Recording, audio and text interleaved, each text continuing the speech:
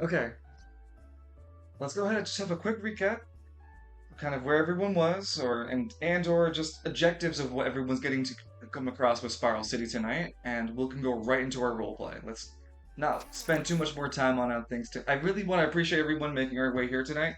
Appreciate having you guys here as always. I absolutely sit here to work with you guys and love writing Spiral City together. With that being said, let's go ahead and get everyone's introductions, your character, anima, a little bit what you did last week, and your objective in Spiral City, if you don't mind. Okay. Uh, alright. Lancelot McKinley, God's Walkabout. Last week, Lance went to a shady CEO who wanted an Anima to fight a underground Anima battle to, handle business propositions or whatnot. Lance passed the trust file with flying colors, asked for 20 grand gold coin charge fee ahead of time, which he got, and is now currently back at the Saltering Stallion with Edmund, Myron, and Eclipse waiting for next week when he's going to fight either one anima user that he doesn't really know who it is, and presumably Rising Star as the other one. Lance is buying everyone food throughout the week. How much did you make on the payment forward? What payment forward? Because didn't the guy give you didn't Lloyd give you Yeah. some cash forward? Yeah, 20 grand. All right. Who's next? I'll be next. Yeah. Cyneric Gunvald. Anima is Astronova. And last time, after everything that happened back in Something Stallion, Cyneric went back to Solus to meet up with Deimos. He's then given a mission to go investigate a part of the city for in this reality, because they've been quiet and we suspect that they're building the forces silently. So Cyneric decided to go check out Caribia. And since he got there, he ran into some people who were being very aggressive, and they're bearing a strange red eye. So now we gotta fight. Oh.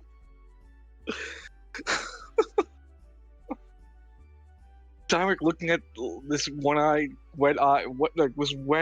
guy. Some of those chick counts are like, "Oh, don't worry, Sonic. Deep inside, he's a gentle person, but on the outside, he's gonna drop combos." Oh, that fucking video is so good. I love it. There's like this not underground but low key just char memes. It's so good. There's no heterosexual explanation for almost offense. Yo, seriously, that video was really good, Kills. Your subordinates find you laugh at you for your childish tantrums. Like, holy your handlers hate dealing with you. Like, damn, for just go sit in a corner and die somewhere. Okay, go ahead. Okay, let's wrap us up with our characters and a little bit about what you did this last week, your character power, and objective in Spiral City. Hi, Evie. Myron, owner of the Hello. Sauntering Stallion, just bought Ghost last week. Oh, Ghost! And great timing, Evie. Yeah, before you jump in and everything, you doing okay? Yeah, I'm just extremely pissed off that I had to drive that far.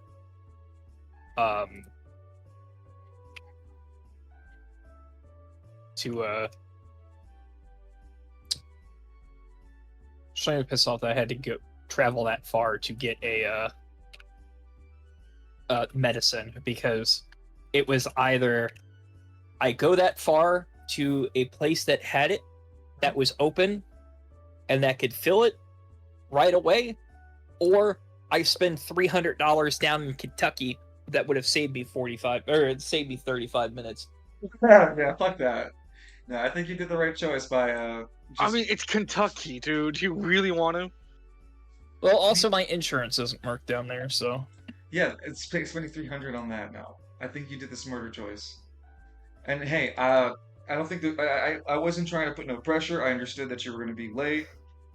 I did buffer out the time just to try to accommodate.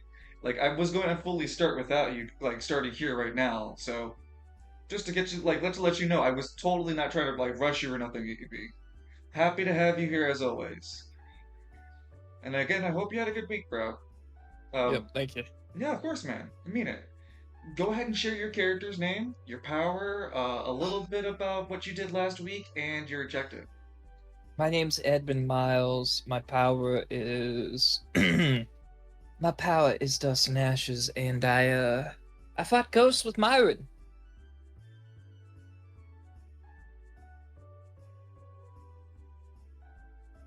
Yeah, that was a thing that happened in the Sauntering Stallion. There was a big ghost event that happened because of Gregor. You want to go into detail, or well, just a little detail for us? We're definitely gonna go start off. Gregor stole something he wasn't supposed to. Beautiful. With that, we're gonna go into our weekend. Actually, you didn't fight Ghost over this last, like we fought Ghost over last weekend, like on Saturday and such. Myron and Edmund, I'm not sure. I can't really remember what you guys did for the fourth week. I can't remember. I got a job. Like a number from last time. Oh, Myron worked on Oh yeah, that something. yeah. Now I remember. Yeah, he was working on a new ring. Not a ring. Yeah, polymorph ring. And then Edmund got back to Travail. Or Edmund got a meeting with Alora Flame Wrath about Oh yeah, joining Travail. because Anima Man in the Heroes League. Fucking Anima Man. Yeah, these are my notes real fast to remind myself. So what was your decision with that? Did you wanna Well, work out he the- said Mhm. that they said that they would give him time. Mm-hmm.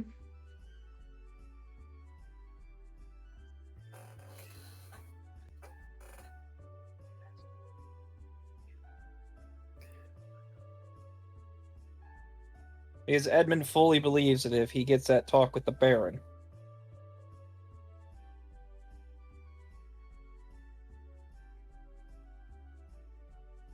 Yeah, I'm listening. things might change in Market District.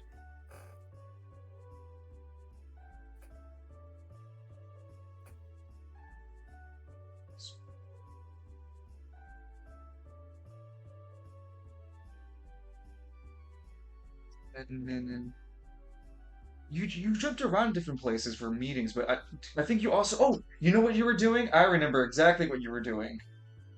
Oh yeah, the research. Not even the research. You were writing the article. Yep. I just can't remember exactly what the nature of it was again, but you were like writing another expose, if I'm not mistaken. Grid Iron misusing their Anima detectors.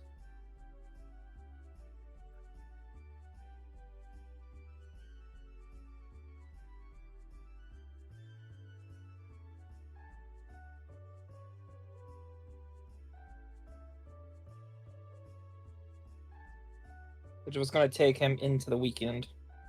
Yep. It's a weekend.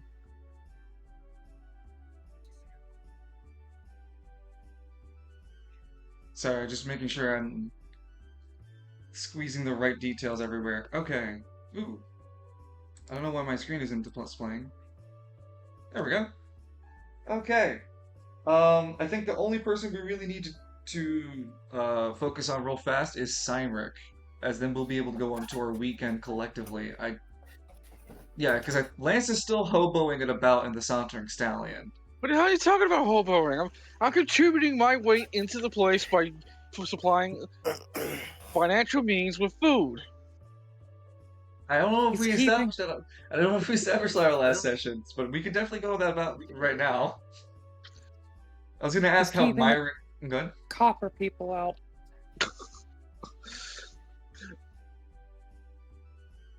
I was gonna ask how Myron and Edmund felt about Lance staying around so long. Uh, I know Edmund doesn't mind. Myron's got other worries. Eyes on the prize. Yep. Captain Delta, that may have the problem.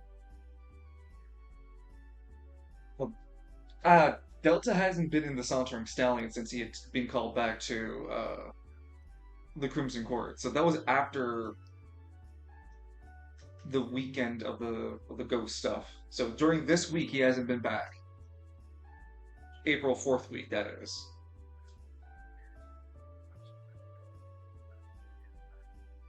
Well, we'll go ahead and focus on Cyneric. You ready, Cyneric?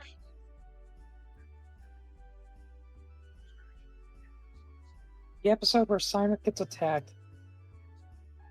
He gets horrifically mauled. The cultists turn out to be just pygmies wearing hoods. I gotta get you. This is Cyneric's putty arc. Yeah, his putty arc.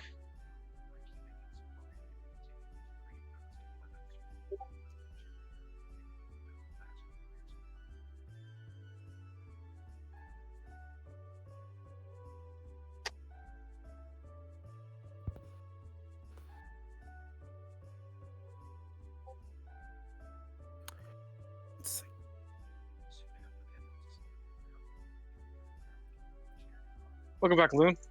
There you are. Welcome back. Everything good?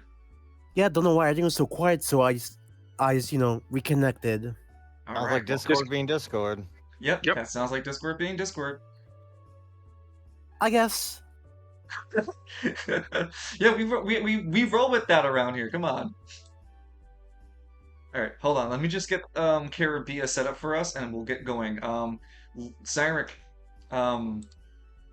you had just teleported in from our last session, and for viewers who aren't unaware and initiated, we have a pseudo Power Rangers. We just call them the Prisma Rangers in our roleplay. I don't know.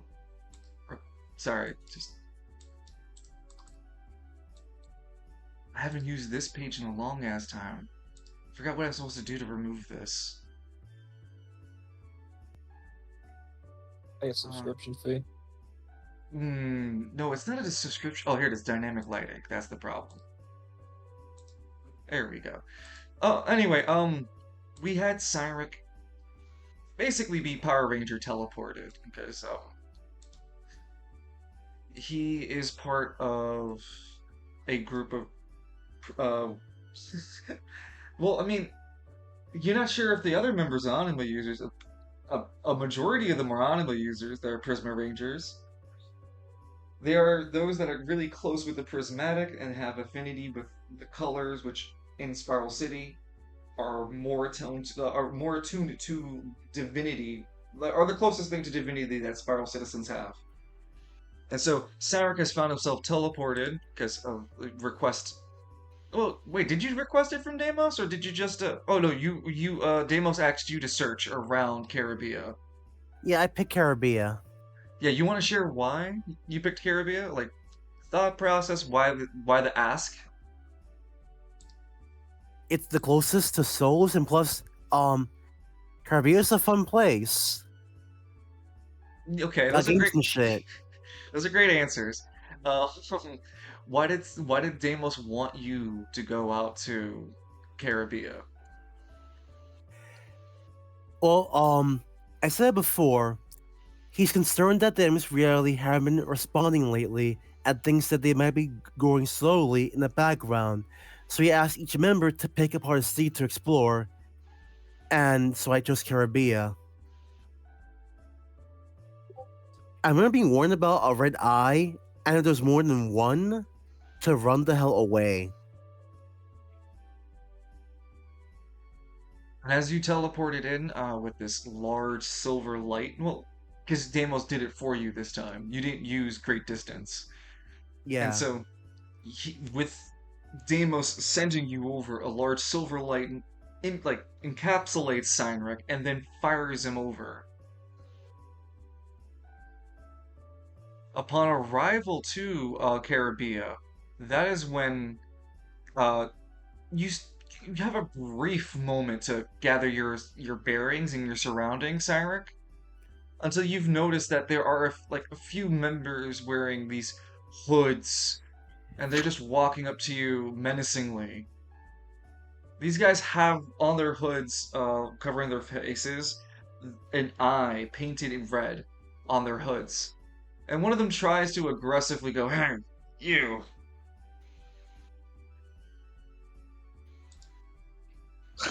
Like they aggressively bumped past me, I believe. No, no, no, they walked up towards you. Like, knowingly. Oh. Yeah, understandingly.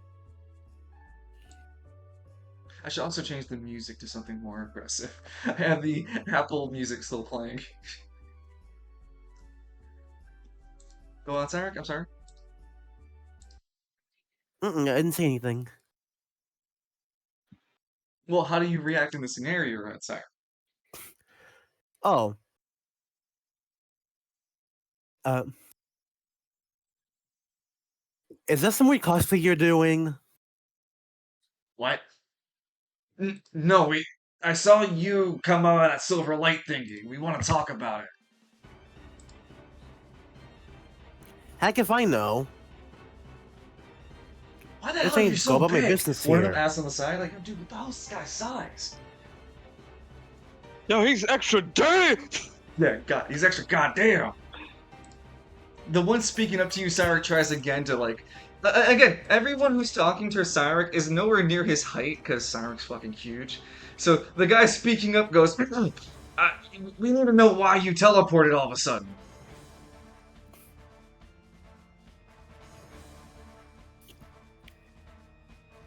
Like I said, heck if I know, why do you care?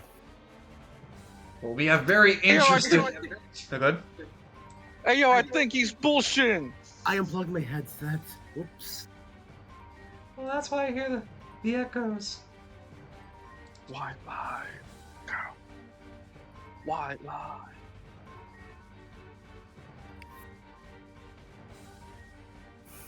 I'm just gonna use this as a carry right now. Nope, not the way I wanted to. Well, they are going to press up onto you, Cyneric. They're going to what? Well, not press up on you, sorry. There's three of them. They were like 10, 15 feet away trying to speak to you, and now they just walk up closer to you, closing up to 5. No, that's 5. About 10 feet away from you, the three of them. And the leader guy goes, "Listen, we got interested parties that don't want people coming around with light and all that color. So, we want you out of Caribia, or we're gonna make it difficult for you. Capiche?" Wait, some sort of corporate? Trying to wash out colors from the world? The one guy looks at his friend going, "Are we corporate?" No, we have a different we don't have a corporate investor. Our bosses are much stronger and much more impressive than some sort of company and business. I don't know, Chief. I mean, do you want to handle the guy who makes Walkbogle?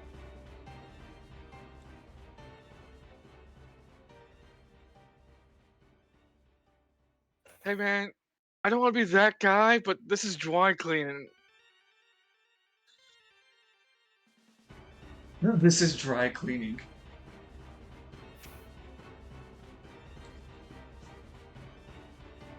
All three. Oh, sure, this is a Wendy's. All three of them produce small armed weapons, like the guy on the left with a small switchblade, one on the right with a... He's got like a metal pipe. And finally, the one in the middle is just taking up brass knuckles into his hands. Like we said, we don't want your kind around here if you're gonna be using all that power of light and colors. Hey, well, hold on. Why am I the only one with a knife around? I thought we said blades today. All three of them I think square up. Go ahead. I should actually put these weapons away right now, or are you going to regret it? They all look at each other. Ha! I don't think you can do math well enough, man. There's 3 of us against you. And very recently, all of them kind of like stance up against you, Cyneric, and they get this kind of dark purplish hue over their shoulders. I'm feeling a little juiced up.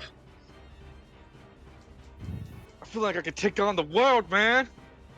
Fuck my And dad. So the guy in the middle says, like, we're feeling juiced up. The guy on the right says, fuck my dad. And the guy on the left goes,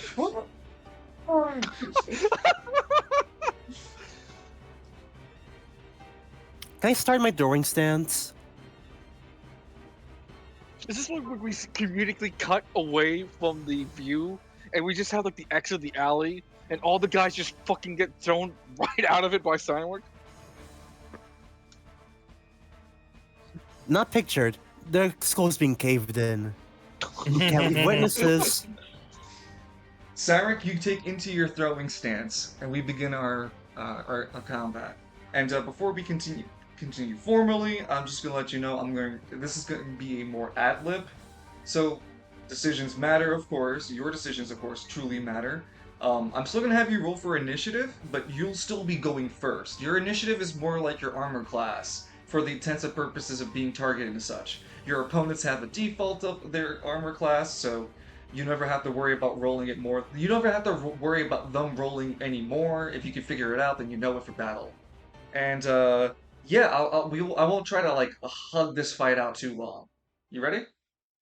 Okay. All right, go ahead, roll for your initiative. So I'll start us off for your AC. Just like making it how easy it is for the opponents to hit you. So dexterity, okay. And then... the hell happened to my sheet here? Pygmy. Oh. That's really hungry. Like, I'm opening my Astronova page, and the stats on Astronova they're all blank here. The hell happened?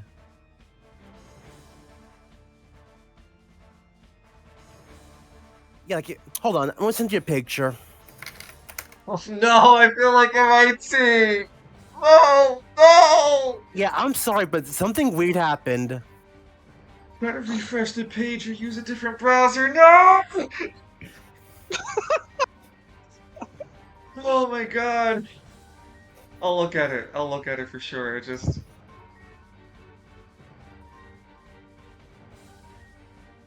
I don't care what IT says. I'm not using Google Chrome. I don't care what IT If says. if it's important for the company, they can send it to me in an email. I went and accessed one guy who was supposed to be the domain master. He rejected me. I want to know who he is. So tell me who he is. Never mind. We're good. Truly, Oh, also, by the way, don't be a heathen and send me a fucking picture. Just screen cap. You can use snipping tools. I'm sorry. I don't mean to be rude. How many people send me pictures of their screen and just go, sir or ma'am, you could just use snipping tools. It comes free with your Windows. I don't even know what snipping tools are, so... It's okay. Now, wait a minute. Some of us don't have a... That's literally... oh my god. Oh my god, I literally was saying I'm not holding against any of you guys because of that. Like, it's a work thing more than anything. I'm sorry. I'm glad that you're able to see your screen. We're rolling for initiative and psychic damage for the dungeon master. Okay, sorry. You rolled an 8. That's your initiative. That's your armor class for this round. You were gonna go first because you were the player character. So your role here wasn't gonna change that. It's just determining how well these guys are, or how easy it would be for these guys to hit you. It is your turn, Cyneric. You have your 2 decisions, a movement, and a reaction. And of course, this free pygmy. Our movement to step forward. I believe, yeah. Decision 1. I want to grab this guy. When you spend your decision, so let me go ahead and label these guys for us to make it a lot easier for you to call out who you're doing to what to. Because the visual aid is great. Just give me one quick second. Because I'm just gonna keep it very simple. Let me see if that works. can you see it on your screen? That there's a nameplate on this guy? No, but I don't see a nameplate. Okay, sorry. Let me try this. Mr. Gunvald, I think I speak to everyone when I say this. What the fuck? What's the matter? Hover over the token and see if you can see the name now. I see it now, Guy A. Fantastic. Mis- Okay, so I'm gonna... Mr. Gunvald, we're taking away your chicken nuggets rates. Bastard. I didn't know Gunvault liked his chicken nuggets like that. Okay. As you move up and spend your decision, so you move up uninterrupted, you spend your decision, and you are interrupted by two reactions. Guy B and Guy C both spend their reactions. Guy B spends a reaction to move up, closing the distance.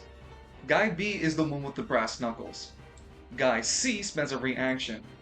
Spends a reaction and a decision for his current turn, so he won't have another decision next on his current turn. He's going to spend his decision now, and he's going to take a wide stance and Dragon Ball Z kind of charge. And he gets a little bit of this glowing red, not glowing red, sorry, glowing purple aura that he had earlier, Cyneric. It starts to get a lot brighter and noticeable.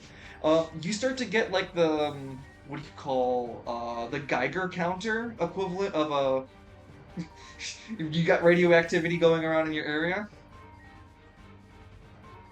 Don't know quite what that means. Geiger counter, the sound of it when it goes off if you go into an area with radioactivity, it sounds like Kicking in Fallout 4 when you're in a radioactive zone. If you've I've never played Fallout. Okay. Oh, well, I can't help you. Silent Hill, like the radio going off when you're experiencing the monsters. Okay. Yeah, that's what's going on. Basically, your Prismager device is notifying you that there's EOR in your presence, and it's starting to get really noticeable by even your Prismager device. Okay. So there's the monsters of the week. Got it. So you go up. So otherwise, your decision continues. You go up to make a decision to throw. To grab somebody using your... Well, you can't... You can definitely grab, but you can't use your throwing skill to help you grapple better. You're just going to make a strength check. Can I junction this one? Yeah, I'll let you junction for sure. You use your anima power to help you assist the physical activity. Yeah, 15 is a perfect. You managed... Oh, go ahead, explain how you manage your grapple. Let's see. Cyneric takes a deep breath, lets out a roar, and just grabs this guy for his two big arms. And he's lifting him overhead. And you see his arms are glowing. Yeah, a big bear hug puts Guy A into a vice grip. One of which this guy was definitely not fucking planning to deal with. As a Cyneric, you got a grip that's not gonna let go. You have your second decision and a reaction still. Okay, now that I got this guy grabbed, I wanna use him to whack Guy B over here. You'll lose grapple. You can't maintain grapple after whacking. Are you okay with that? Yeah, that's right. I wanna hurt them both in one shot. You're gonna roll to hit him, but your roll is gonna be reduced since you're swinging a big dude, another guy, physically guy, into another dude. So you're not gonna... It's an unwieldy weapon, basically. So you go ahead and make a strength check. And yes, you can I'm gonna junction this one. Yep. Mine, I posted a Jugger count. Geiger counter. That cat is okay. It just it got an iodine solution, which makes it radioactive. Oh, that thing. Okay. The cat just casually looks up and just goes back to doing its thing. Yeah, it's why people with cancer, specific like prostate cancer, they have to wear like lead-lined underwear because they will emit radiation. That is kind of metal, though. That is kind of Well, metal. right then. I rolled a 12. How's that? The 12 is not enough to land a direct hit. You will take the opponent will take indirect damage. So what's gonna happen here is I'm gonna value that a person's body is I'd reasonably give it a a D10 scale of damage. So that puts it along the sides of a bladed weapon and kind of deal, and a lot higher than an improvised weapon. Because I reasonably think a person weighs and all that kind of nonsense. So you're gonna roll your strength, and you're gonna roll your roll the 1d10 for improvised weapon. You can't. I'm thinking if you can junction the damage, but why not? Go ahead. Okay, I'll do it. So what am I rolling again? Strength. Mm-hmm. The person's body is a 1d10, and then your anima that you're gonna roll. All right. I mean, do my junction roll, and then I roll a 1d10, right? Yep, that's for the improvised person. Okay, so the person you swung, the person A that you swung, he's taking the brunt of the damage you actually rolled. Person guy B is taking half of what you threw because you didn't manage to land a proper landing hit. Upon hitting him, you lose control. You swing, and he lands over here. I think that's going to translate perfectly. Did you see the movement? Yeah, I saw it. So basically, you grabbed him and you side threw him as hard as you could, Cyneric. And bits and pieces of the dude hit Guy B, shoulder hitting him. So let me go ahead and allocate their damage taken for just a second.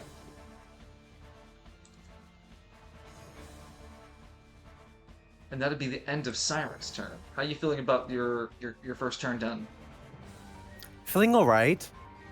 I want to take these two out before I deal with Guy C over there.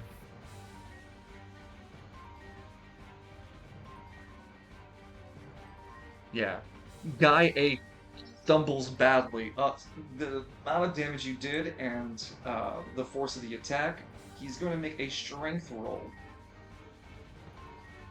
He gets a 10 on his roll, and he gets to stand back up. Not stand back up, but he stands back up and doesn't suffer from being knocked onto the ground for taking as much damage as you threw him with. And of course, he's no longer grappled, Guy A. And then Guy B takes half of the damage.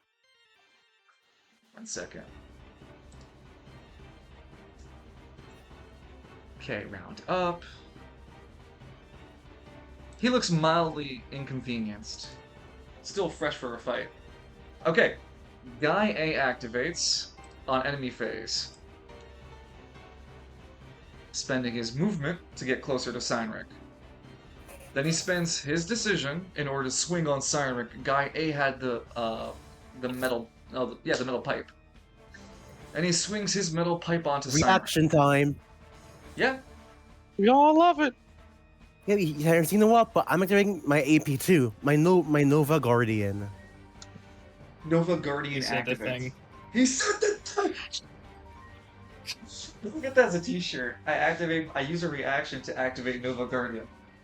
And on the back it says, he did the thing! You want to tell the audience what Nova Guardian does as I draw 2 cards? Yes, Nova Guardian places a Guardian Sword on Cyneric. It's obviously a shield that protects him. If an enemy breaks it, then whatever excess force that will have destroyed it will damage the attacker. Or the value of the shield that was taken damage thereof. Yeah, in this case it would be 12. Well, that's if they manage to break the full 12. Yeah. They take fractional damage based on what the shield's HP was. So if it only had 1 HP left and Cyneric took 12 damage, it blocked 1 damage, but he'd take the rest. Anyway, Guy with metal pipe swings. Cyneric spends reaction to activate Nova Guardian, and places a temporary D12 shield on top of his already D12, giving him an impressive 24 defense. So, Cultist is going to swing Strength, and then the Metal Pipe. So that is a hit onto Cyneric. Dealing... Whew. Yes, yeah, that's a celestial moment for him.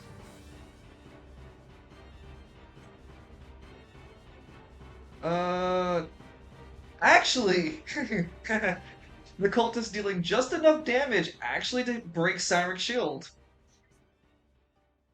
Because Cynic's shield got broken, uh, the shards of Nova Guardian fly through the air like broken colorless glass and sings like a piercing arrow right into Guy A, and Guy A drops to the ground, taking 12 true damage to the face. It's double damage because he's not a non-anima user. I said what I said. Lure your way out of that one, huh? I'm disgusted.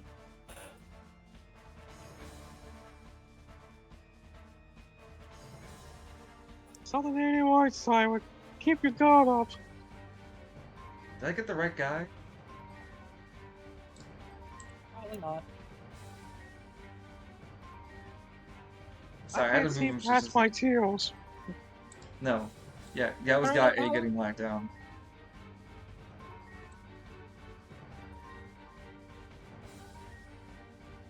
Okay, yeah, so Guy A came in, tried to hit Cyneric, Nova Guardian procced.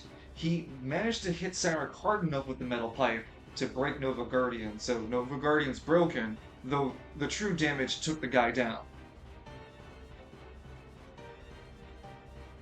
The guy drops onto one knee, Cyneric, and is just panting loudly.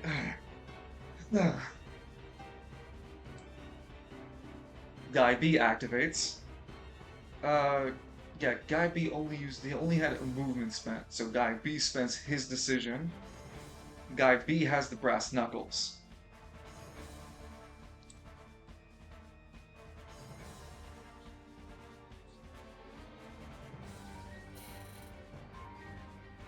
That hits Cyneric.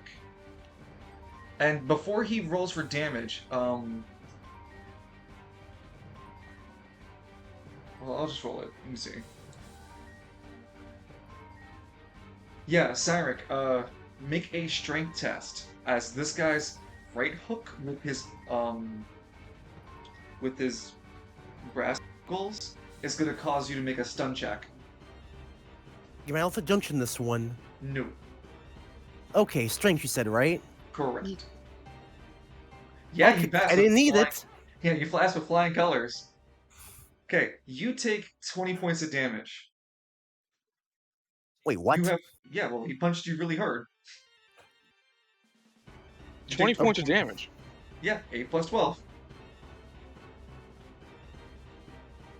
Oh, I see we have Lance McKinley here. I give me those brass knuckles. Les walks away.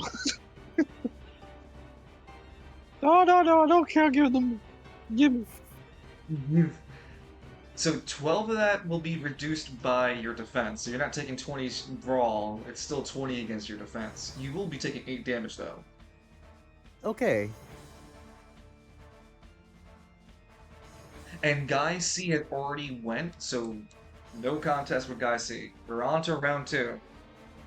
Go ahead, roll for initiative again. And again, it's not it's not saying you won't go first. You are going first. It's just your armor class. Fucking Christ, Full 20, what the fuck is wrong with you? It's I don't know weird. what you did to offend roll 20, man. It hates you. It hates you. It just aggressively, just oh.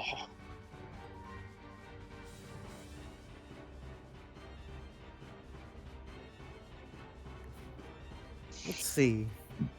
So wait, is this guy not dead? Huh? Is Guy A dead?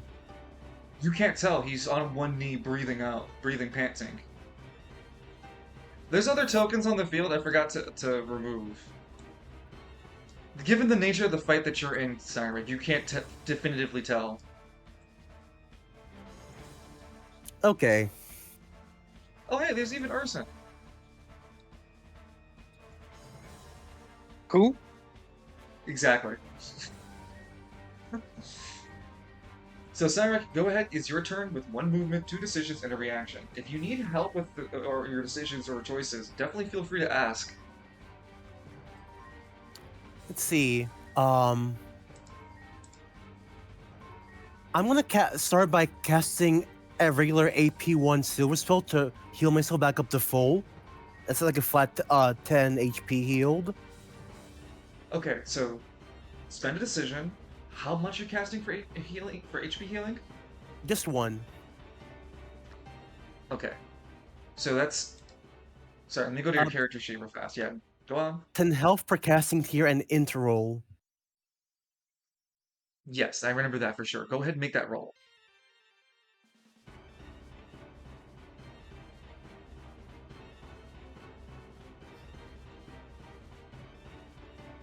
Okay, then said that's 12. Hooray. Okay, I should have added here that you can't heal the AP restoration, you can only heal yourself. I'm sorry, I didn't make that clearer. Yeah, that's an infinite loop if you the Yeah, other way. exactly. Okay, I didn't see AP Do it. restoration. I just saw I was focusing on AP here. Well, so your casting health is 10 plus the tier you're casting at plus your intelligence roll, and because you have a perk in your novice healing that allows for a ×2 healing effect. Those things are that ×2 healing effect and the AP restoration at a 101 is only for external targets. You still just can heal yourself with regular healing. You heal others really good. Get what I'm saying? Hmm. Good to know that I can restore AP if I needed to for my allies. Just external, yeah. I'll update the character. I'll update the sheet to read it correctly. For now, you rolled a 2 for intelligence, so that's 12 HP you heal back. Okay.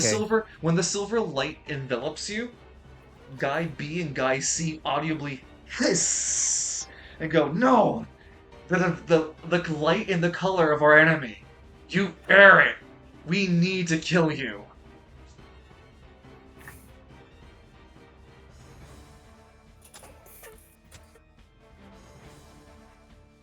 Let's see. Now that You I'm bring light to my Caribia. You lair? dare bring bringing light to to my lair, you must die. You dare bring light to Caribia?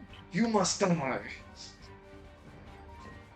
And while we're here, second decision. I'm gonna use my Astro AP1 Nova arms to shank this guy with a sword made out of starlight. Guy B, to be specific.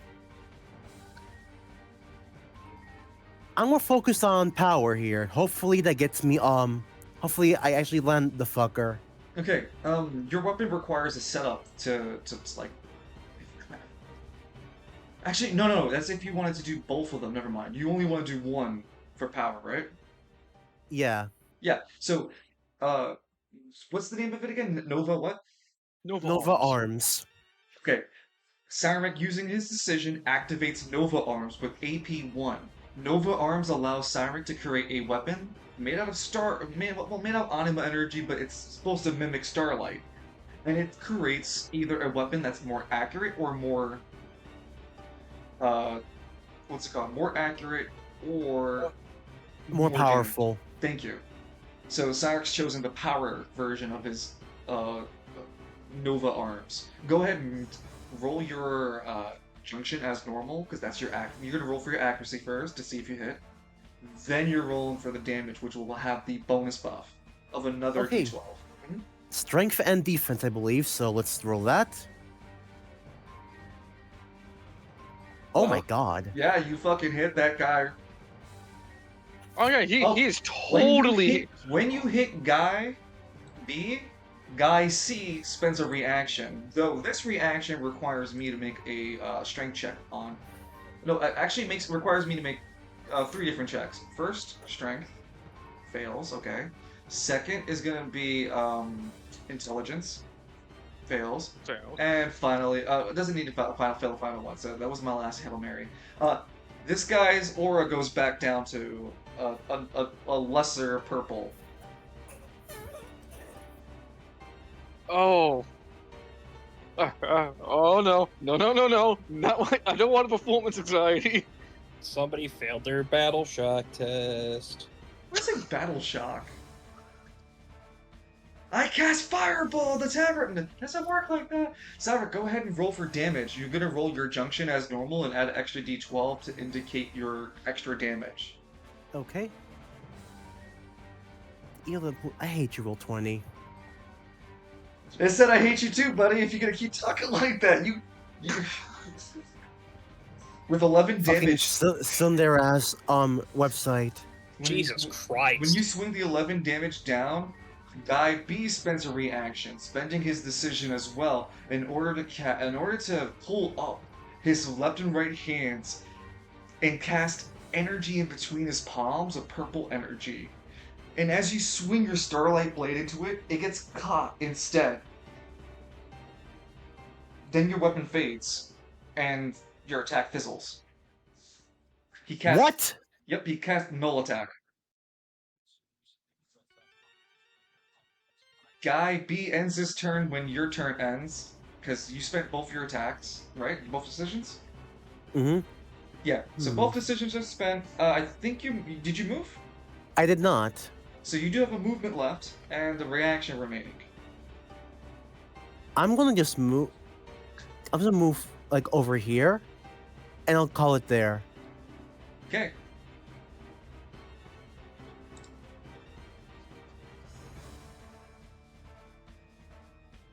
Guy B moves up closer. Guy C moves up closer. Guy A at the end of this turn makes a d20 roll. And he gets back up. Snapping his neck. Ugh. Oh. And dies instantaneously because he snapped his neck. When we go to our penultimate turn for this section of Cynic's session, go ahead and roll for your dexterity and speed to determine your armor class for this round. Aki, that was so cool! How'd you do that? I don't know. What? Damn, Cynic. I think that's the second 8 in a row. Mm-hmm. Wow.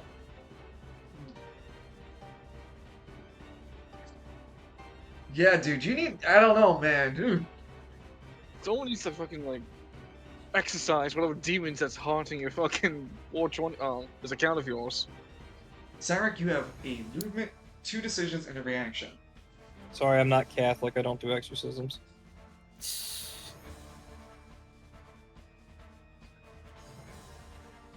Side question: when Guy A got up, describe it to me. Was it a natural?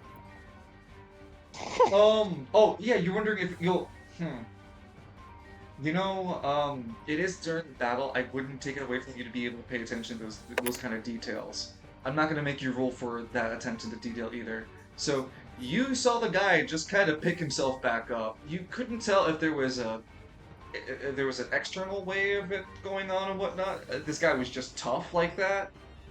Otherwise, he's back up and he still scuffed from being hit as you were hitting him, but he does seem rejuvenated somehow. Or at least reinvigorated. A second wind, if you will.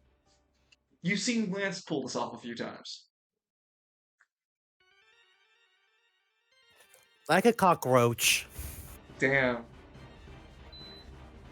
Love you too, buddy. I meant the enemy, not you. He knows what he said.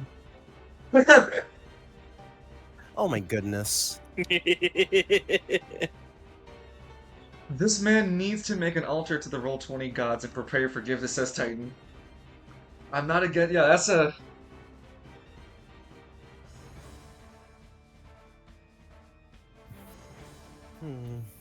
Alright, back. Gotcha. I mean, given what we just what just happened, and this guy here with his fucking aura here, I think I'm gonna do it. I'll transform into a Prisma Silver. The music, the battle music that I have going on completely stops. I wish I... do you know what? I'll ask you, Cyneric. Do you have a theme for your Prismajor form? You probably will have one.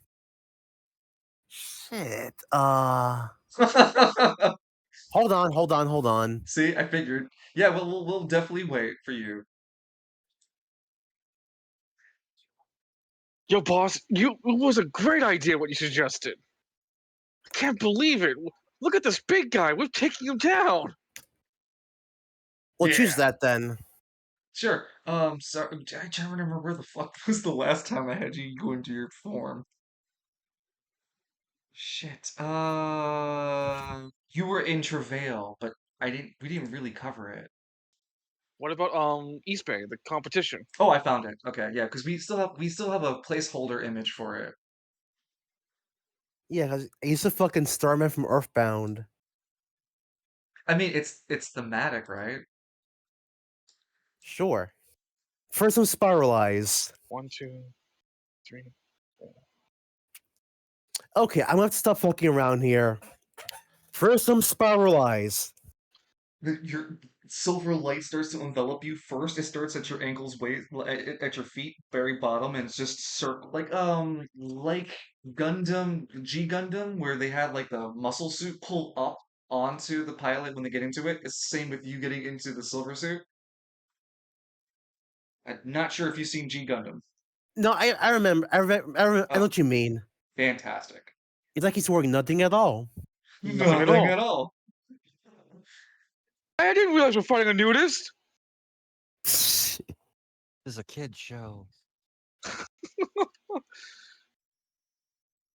Yo, man, we might have sold our souls to like dubious people, but we got standards. Fucking Paul just punched across the face. Fucking ragdolls. Right. Got your theme playing. Cyneric takes form into Prisma Silver, leader of the Prisma Silver, the leader of the Prismatic Rangers. Cyneric, when you take onto your into your form, and because you've been using your form so often, you have leveled up your form. You can, before we continue combat, you can decide. You first off, once you get to form level 3, you'll get a special suit ability, sort of like a passive. So for right now, you get to choose between: do you want more suit point power? Do you want to get, unlock another suit slot so you can get another weapon or another ability down the line? Because when you're in your Prism Major forms, you can also gain a specific Prism Major skill with those things and with that involved. Or a different weapon, like a different weapon slot. So if you had another power weapon down the line, you can, or a relic you wanted to equip while in your Prism Major form. I'll go for the. Oh, I was gonna say there's the third option, which is you can raise your temporary. Not temporary. Yeah, actually it is temporary. Yeah, because when you get into the Prism Major suits, you gain temporary HP.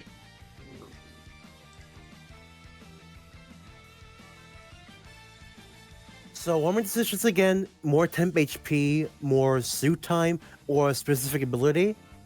Not suit, not more suit time, suit power.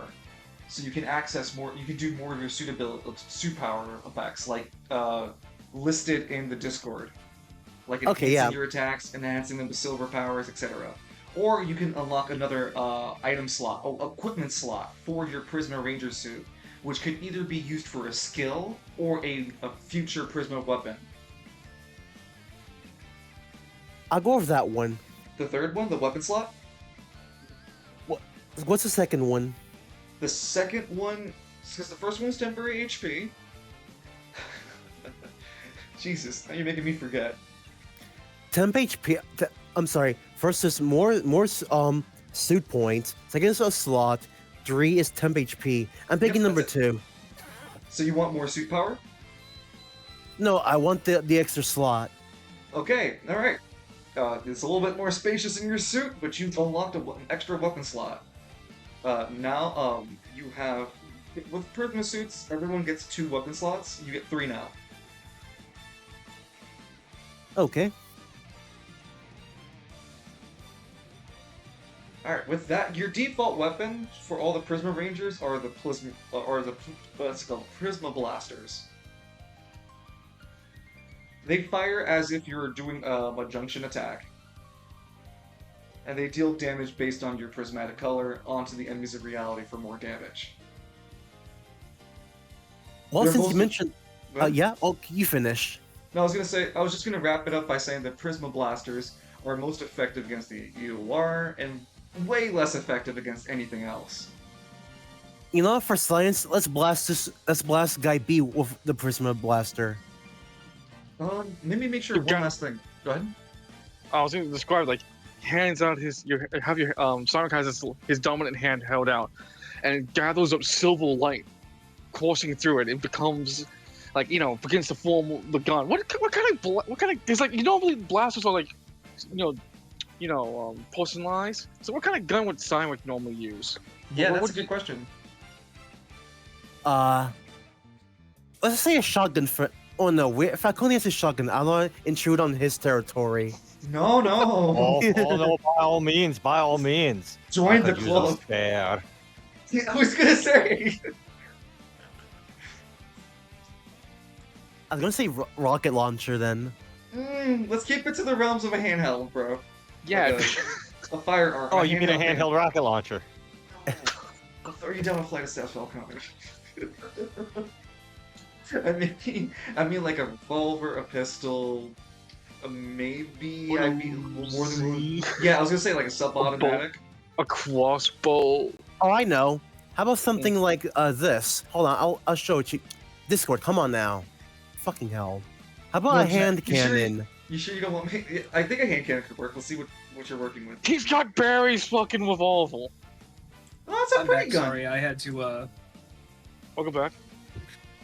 Yeah, I have sure. a 2 hour. I have a Okay. 2 hour window to take my night meds, and if I don't take it within that 2 hour hour, I can't take them at all. You're fine, bro. I think you've done that for most of our sessions. As long as you're healthy, bro, I will never scold you or be angry that you're stepping away. Especially when you need to go for pissing. Like, I totally understand your medicine does that to you. My diabetes. Yeah. I just appreciate the communication. I really do. Weed Thank is you. like my insulin, but it's for fucking bullshit instead of diabetes. Agreed. You know what, Kalis? Just for that, I'm gonna double fist this insulin just for you. I want to imagine like the revolver looks a lot more ornate. It has like some more special, because especially since Cyneric has connection to this patron of Silver now, it has a bit of a relief hole around like the. I would say like the body of the rifle. No, not the rifle. The body of the revolver. And he just kind of like holds it like, just holding it with one hand, even though that thing looks like you need two hands to properly use. Not worrying how to fire. Cyneric, you pull out. Not worrying about collateral because there's not anyone around. You pull stealing out my bit. the prismatic revolver. You pull out your prismatic revolver. Is Power that a weapon. Chicano? It is, according to the link, the Rose Legendary Handgun. It's a 3D print. It's a prop. It's a beautiful bomb. Go ahead and Oh, roll. it's from Destiny 2. Okay, never mind. Okay, It's didn't know that. Go ahead and roll your junction, and before you roll anything extra, I'm trying to think. You're gonna roll an extra. I'm sorry for the noise in the background. I'm trying to think. Which I believe is based off of the Chicano. You're gonna roll a. Yeah, D8 3 D8. So, So you want me your to roll that junction? first? Your Okay. junction and 3D8. That would be your accuracy attack. Not Chicano, fucking 3d8. And then junction, so strength and defense. Yep. And you're not junctioning by paying AP for this. The gun just, because it's a prismatic weapon, it requires you to roll for your accuracy as your junction. So you roll a 29 for accuracy. Go ahead and roll a 3d8 again for damage. that's the real life equivalent. I believe. Holy Looks sh- cool. How the Sarah. I roll how? Huh? How? I roll a 3d8 twice and get the same exact result. Damn. Lucky, I guess. Because technically you didn't even roll a different roll. That's the problem. Different numbers, same result. Cyneric, you level the Prisma Ranger pistol, the revolver you have, the power weapon that comes with your Prisma Ranger form. The default weapon fires, and you find that there is no kickback like a regular revolver. It's just pure energy and light firing from the revolver, and as it hits the center mass of this dude, Oh my god, Snowflake. he flies back and gets dropped to the ground fucking hard. A small secondary light explodes off his chest as he falls to the ground, yelling, "Light burns!"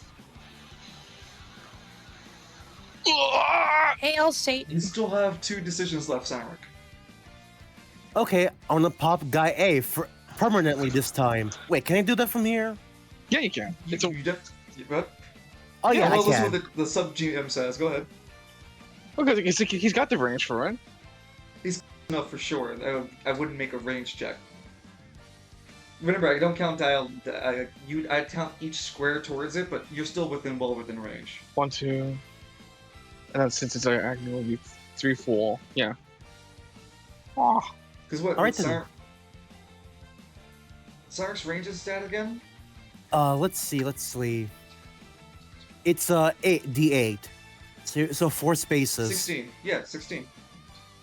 Yeah, you can definitely aim at guy A. All right then. Here we go again. One at 3D8.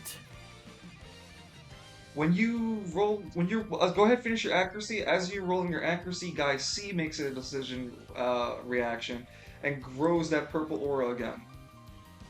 When you're rolling for accuracy, guy A also spends a reaction, spends a decision, and puts up his arms defensively to try to keep himself safe. So you rolled for a hit, roll for damage for the 3d8.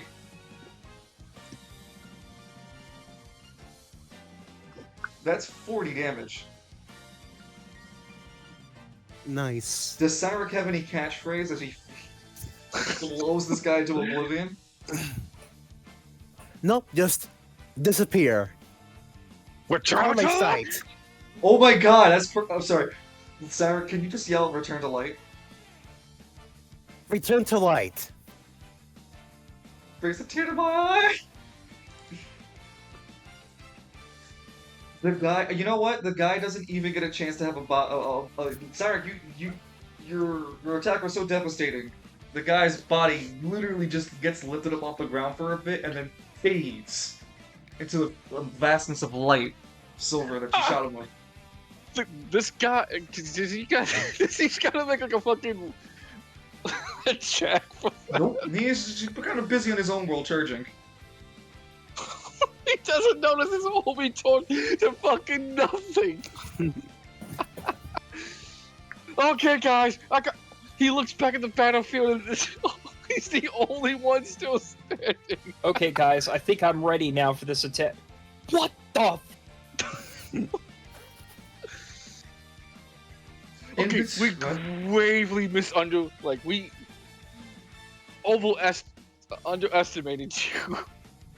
Before this next guy dies, it's like that scene from fucking Family Guy. I accept Jesus Christ as my Lord and Savior.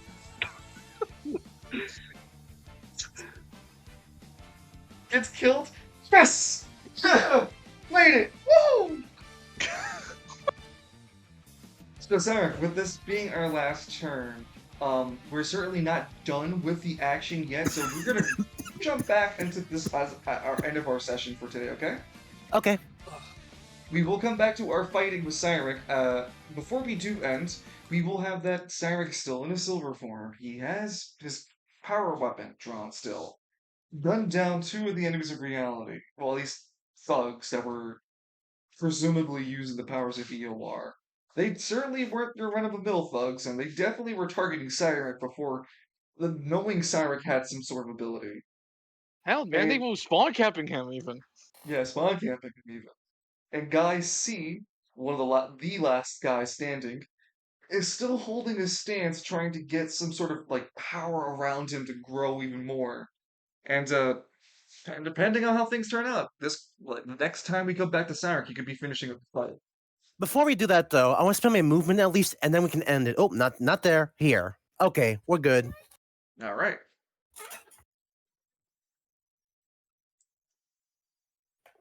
Just in time, I'm gonna go piss. Yeah. You go piss, girl. Jesus. He always says that. No. I totally get that. Let me update the. So, I usually don't like going through or timeline without everyone following up. Though to be fair, I think we are at a weekend, and I think this is a perfect time to just let everyone do their thing for the weekend and let Cyneric finish up his fight. With that being said, I'm just gonna go ahead and move this token and just let it be let it speak for itself. It's a story of its own, you know? What token? Oh, okay. What token?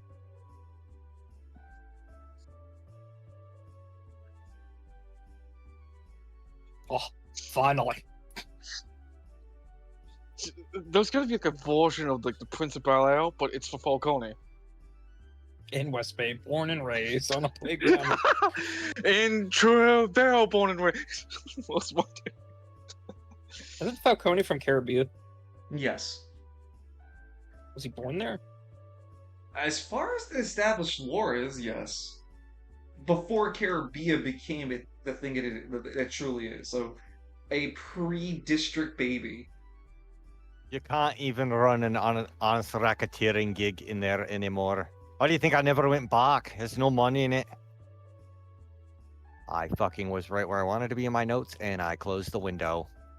This is where we find out that Falcone actually does have a degree in something, and it's like it's an actual legitimate mafia degree before the school was closed with the Ranger. I minored in henching. Minored in henching, I love it.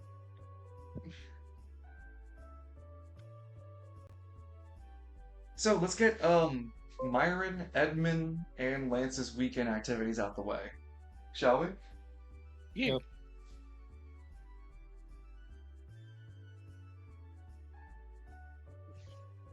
Who would like to go first?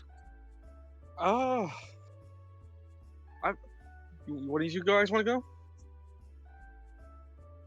I think I need to buy relic scraps to make this ring a polymorph. Yes, rare relic scraps.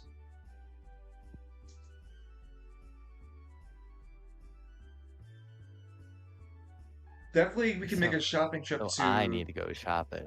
Yeah. Definitely make a shopping trip to the stylish imps. That's one of the places you know you can buy scraps. You can also try somewhere else, or the Hamburg district for bulk. Pamphlet District. Full There's of also potential. I was gonna also say there's Okay, sorry. Before we continue with the weekend, I'm sorry, I forgot to mention one detail. Kind of important. Spiral Council decree Travail ain't travelable. It's still the lockdown at like dark time too. You're not allowed to travel during the night hours, and Travail is a no travel district until further notice. In fact, forget the name Travail. Welcome West hey! Bay. No, seriously, welcome West Bay. West Bay has a new management. Welcome to West Bank, current under new management. And I'm being quite honest. That's what the Spiral Council would be focusing on. Travail's gone. West Bay's added. West Bay, the new Travail. I'll burn the sign down. It would definitely focus the idea that West Bay is being directed and handled by Anima. Reputable. No, by an Anima user. And the announcement would heavily push the idea that Anima users should find themselves in West Bay. Oh my god! I got an idea. All the Anima users we've been having problems with, we grab them in one district and push them to West Bay. Let the Mayor Falcone handle it.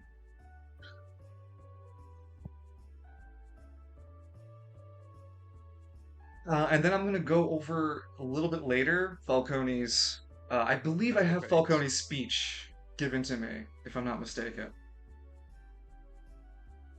Because Falcone would make. Yeah, but he has to show up in the shredder armor. He has it. Yeah, that's why I wrote the speech. He absolutely has the armor. I 100% made it the point that I was like, if, just in case I didn't say it, I'm retconning that he fucking has that armor. I want him to have it for this reason. He goes up as a mayor wearing fucking armor, and everyone's just like, why the fuck is he wearing that? Fools! We will break Father this Bishop fuck. Mayor Falcone. I was I know it's attacked. Mayor Bishop Father. I was attacked by. There was a attempt on my life. My vicious, Yeah. my The attempt on my life has left me scarred and deformed, but I Yes. assure you, my commitment to you has never been stronger. Everyone cheers. Lance looks very sadly at a pygmy. So this is how it goes, huh, little guy? Democracy dies by a cheer. Pygmy Hello. rabidly cheering. Yeah. What? He looks good. Look at him. He doesn't have to look for a can opener like ever. So, alright. What? Okay. We'll focus on Falcone's developments in West Bay after we have the players' activities over the weekend. Make West Bay great again. God, fucking. Invite yourself, Gentrified Dungeon. West Bay. I can't believe we successfully gentrified West Bay, but here we are. And again, this would be a spiral net wide notification. I mean, even a Cyneric would eventually hear this news. To ad-lib for Nico, because at this current arc of Nico, he's kind of like computer dead. geek. Well, I mean, he's not dead, but he's computer geek academic right now, and he'd be like, "Oh no, that I'm not going to West Bay any day soon. I hope it gets better." Is that like everyone's reaction? I hope it gets better. There hasn't been Falcone's official announcement and speech yet, so no one knows how to take the news. And it's also kind of just thrusted in out of nowhere. It was literally last Friday, everyone was literally dying in travail. This weekend, the next weekend, West Bay is now part of Spiral City, and they have a mayor? Oh, fuck? It's whiplash, if nonetheless, you know? To be fair, those who are in the know, West Bay has always had a mayor. Consistently, probably not. Consistently, no. The mayor has changed hands several times, sometimes even the day. Maybe even the hour.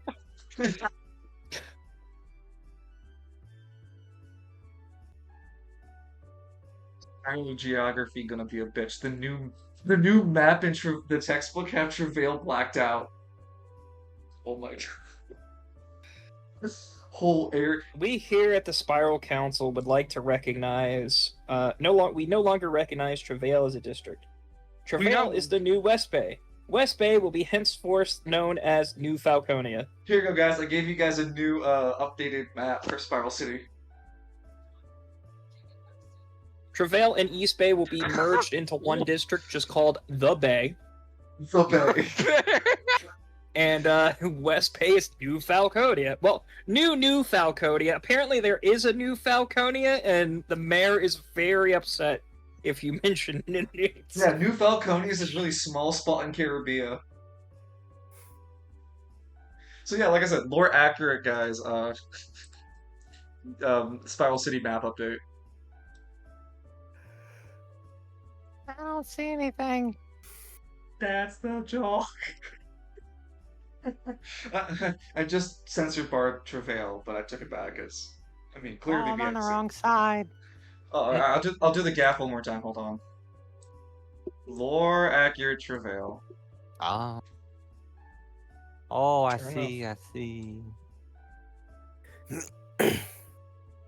So let's go ahead and have everyone who's in the Sauntering Stallion take their weekend activity. I need to go shopping. Mouse, please. So Myron's going shopping over the weekend. You... You know, I really don't have any. I other than like psyching myself up ready for this fight, which I don't think is gonna work out the way I think it's gonna do. So I'll just tag along. Lance, are you going with Myron. Yeah. Hits on Lance's shoulder.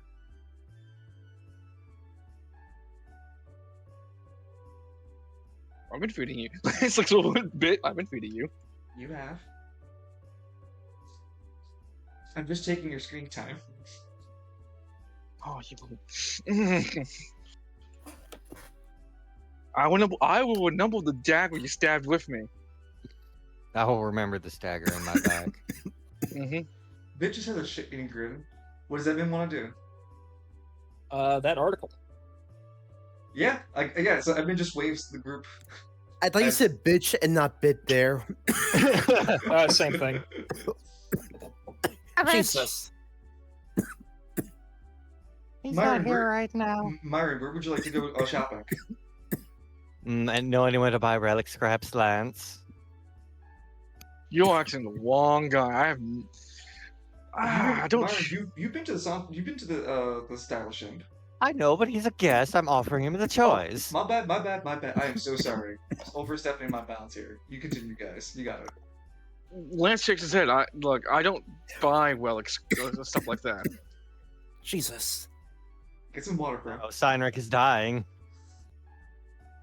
I'll heal his bones. I'll heal it too. Don't worry, your skeleton will be put to very good use. Very good. Oh no. Let's just go to the stylish imp. We haven't been there in a while. The hell's an imp? Myron would just stare at him. The fact that your civilization endures concerns and terrifies me in equal measure.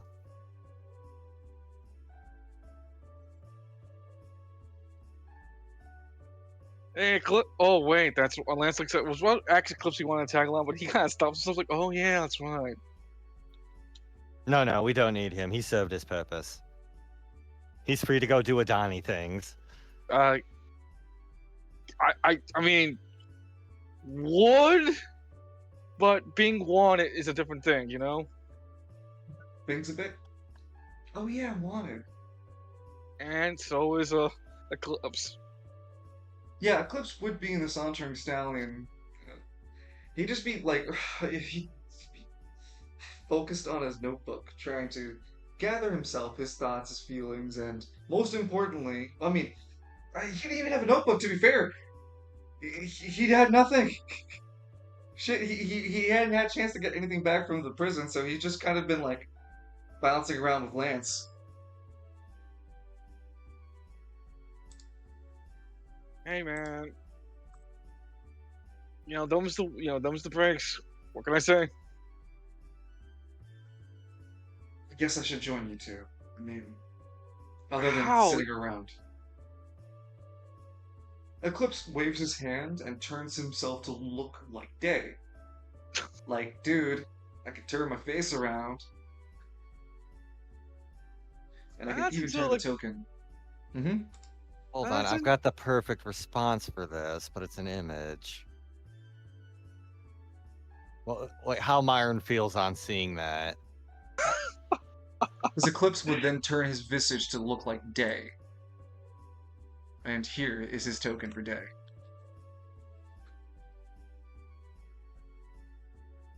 Wow, I haven't seen you since we broke you out of prison.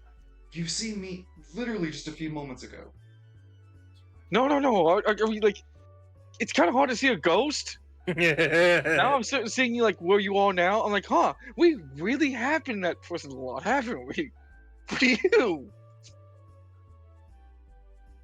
Well, not the first time. We were there to stop a prison break. Now the newest one, we caused it. Myron just staring aghast at Eclipse changing Why form. you're not allowed to have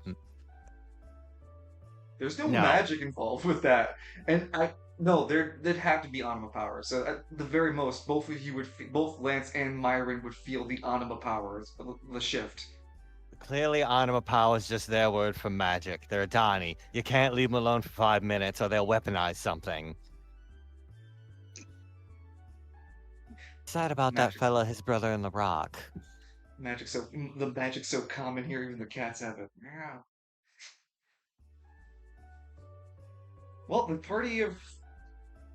Yeah, the party of 4 are ready to travel to the stylish imp. All right, bitch. Did you get all that out? Did you get whatever you have in you out? Hmm, no, I don't think so. I think I want to explode something. Well then,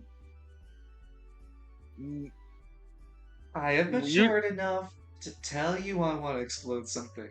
At least I'm giving you the option to find me Lance, something how to. attached are you to that cat? Up I'd say until I about get, like a shoulder. I'm attached to him up until I get him back to East Bay. I could send him to East Bay. How? Oh, I take a hold of a skeleton and just throw him in the general direction. Sun speaks up. Hey, I don't think you'd be able to throw someone that far with anima power. That's the You know, for Kabuki theater, he's halfway through saying that when his jaw just locks up.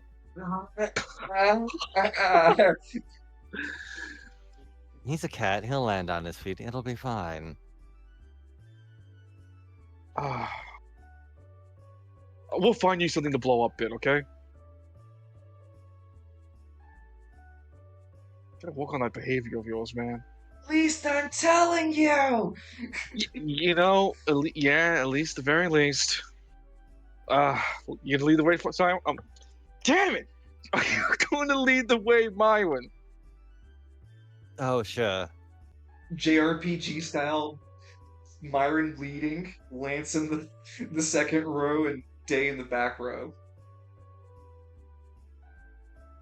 Because there's 4 of you, as the 4 of you are leaving, it's like Darkest Dungeon style, just give your squad a name. The Suspicious Fellows. Man, that does work. I was gonna say they would claim us, but alright. When I wake up, you know I'm gonna be the man who wakes up next to Oh my you. god, Myron kicks the door down first, and then the next verse comes in, and then Lance comes out. And then the next verse comes in, and then Dave comes out, and then when the main chorus starts playing, and then Evan just screaming from the shut the fuck. Throws his shoe at Bit, who isn't saying anything. Bit is the quiet one with like he's got Yeah. that face like I don't want to do this, but he's being forced to do it. Oh my god, I'd even have a moment where Lance has Bit's little hands forcing him to stand up, and Bit's face is just completely disheveled. Alright. The 4 of you JRPG travel together. Myron, well, there would have been an event roll and see if something happens. The 4 of you together would prevent any sort of negative event. If anything happens, it just would happen. So go ahead and roll a 1d20.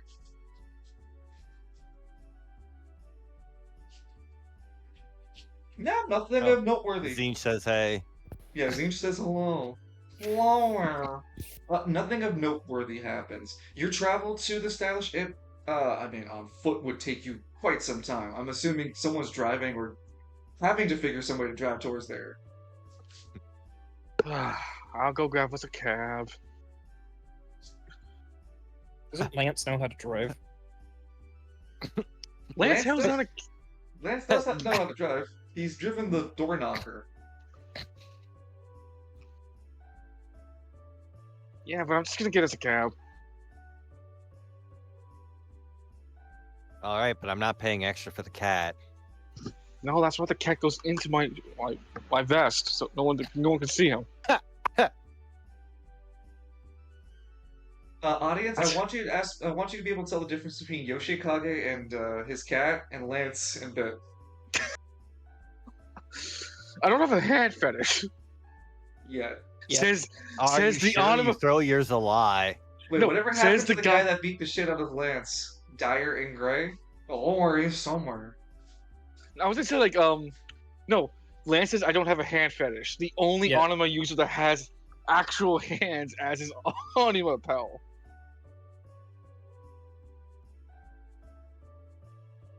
You guys arrived to the stylish imp. Before arriving to into the establishment, the outside is a single-story building with a gaudy sign that has a lot of lights, and it extenuates the sleazy nature of the relic shop experience you're expected to have at this pawn shop. The stylish imp is embezzled with golden lights and not golden lights, but like golden light bulbs and neon lighting to catch anyone's attention. And there's this little red light on the bottom right that stays permanently on that says 100% guaranteed best relic deals. And then a little bit lower from that neon light, it kind of goes no refund. No refund. Hey, Myron, let's go check out this place called Moe's. Yeah, Dyer and Gray. Yeah, he's talking about Dyer and Gray when he pulled back I from know. hell. Oh, okay. But you are right, too. It literally narrows it down by nothing.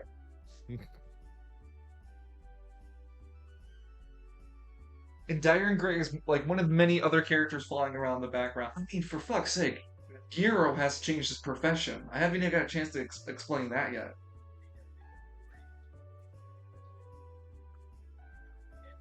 Oh, where was I? I'm sorry, I got a little worked up. Oh, we're at the stylish imp. It's Thank you. apparently gone down in quality. No, well, I mean, it's gaudy as always, as I was trying to come across. This There isn't is- the one Circumference runs, is it? No. Circumference is That's in the the hammer and district. anvil? Yes, Oh, the anvil? Okay. the silver anvil at the very tip Oh. of the toe. Okay. Yeah. I did recommend going to the Hamburg district if you wanted for bulk. No, I don't think. Oh, no, God, High Nova. Well, definitely Honey, not that kind of please. bulk. No, wrong bulk, honey. Before I can't. before you guys are allowed to enter, the three of you, there is a security guard who does require to at least pass like a metal, but like a black baton across her body.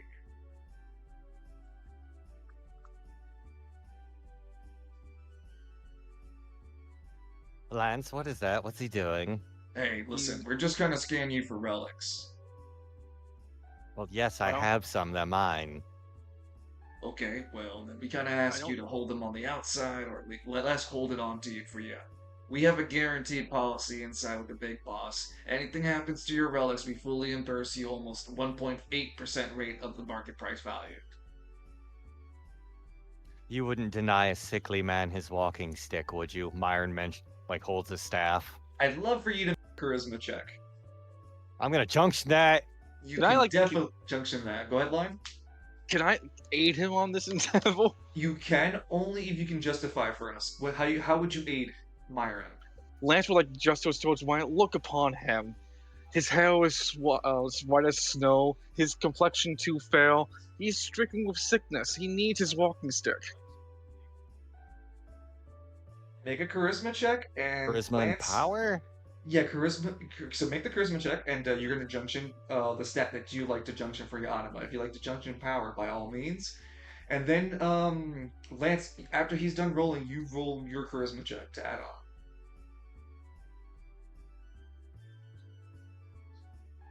Right. Hey, there you go, buddy. I gave you a 2. You're a credit to this operation, Lance. By the way, help can only extend to a single person. Though Day kind of does chime in to be part of the group. Like, yeah, hey, look, you wouldn't Damn. totally take a guy's only way of walking around, right? Like he can't add to the role, but he helps by speaking up too. Moral support, as you will. You guys rolled a collective 11 with your boosts. The security guard looks at you for a bit. All right, look. I'll make an arrangement with you. You can take your staff with you, but I need every other one of your relics. It's part of policy. And we ain't gonna keep them. We'll give them right back to you. Fair enough. I don't think I even have any relics, says Lance. I think you're lying to me. Fix him up. Shut the hell up, you little bastard. Don't ruin this for me. No, I mean, I really think you do have relics. That's the GM. Oh, no, Lance doesn't because he didn't bring any. He would have left everything in Dark Side because the operation, he totally didn't want someone to figure out that, oh, What about Faith Keeper and Champion Bell? is it on my inventory? It says it's on your inventory. Oh, huh. Lance he's in like, oh shit. Huh. I swear I left this shit behind. Lance just puts it in the bucket. Now, do we have to make a fame check? Because it's literally the champion's belt with his name on it. Lance, your fame is faded. Ah, The guy just casually takes your belt and Faithkeeper and puts it into a collection spot. He then hands you a ticket, and then the collection bin gets put into a slot in a wall, and then the collection bin slides away on a conveyor belt. Keep on to that ticket. That's your only proof of your relics. I mean, one of those relics does have my bloody name on it, so it's Day walks up, engraved. hey, I got nothing on me, man. I'm just here for the window shopping. Day gets scanned through, and not Clips, Myron, you have nothing else other than the ice staff, or double check? Double check.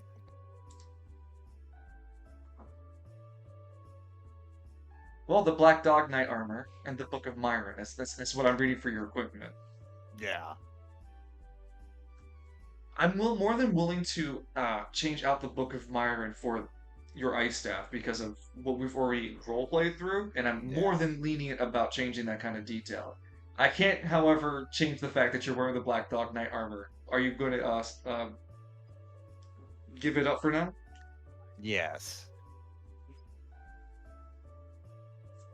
The weight of the Black Dog Knight armor not holding Myron, you feel light as a feather, Myron. You got He's full. got to be ripped at this point, right? Yeah, exactly. I was kind of coming across like it just. He's out of the armor, and the Pillar Man theme starts playing. If only Edmund were there. Well, this is what Edmund gets to see all the time at night, huh? Yep. Now the armor stays on. It's for my protection. I don't want to know more details. Lance kind of like looked puzzled. I mean, like Edmund does turn into an animal, so I can see why you would need the extra protection. Lance loses his HP to 1. Fuck you. See, that's why you need yourself some Black Dog Knight armor. I'm It's like looking at Beast you Boy- next for it's 1 like- HP. It's like Beast Boy and Raven. Can we please have normal sex for one? No, turn into the horse. Oh! I hate how I was muted. That's the same thing. Turn into a horse. No! Well, you guys haven't seen that comic? No, I I have. I totally understand what's going on. I just don't want to pitch. I have a good imagination, please. I have to have a right Sparkle City. Can we have normal sex, please, babe? No. Turn into an octopus. Turn into an octopus. He's in the fucking kimono. Wait, no. Turn into a echidna. Oh, god damn it. Loon, you stop that. Okay, let's get back to Fucking five Sparkle- heads. Lance Spiral City immediately Chronicles. jumps into the window to get into the store. Yeah, but he jumps through like when they threw Ralph through the Simpsons Yeah. window. Are you Just serious? into the Leon action. Oh, you No, actually. Yeah. Okay. It was a Kabuki theater to get the show going. Okay. I do want to know how many people just now realize just how hot Myron is after taking off that armor. Lance is just like, oh, cool. I gotta know. Neat.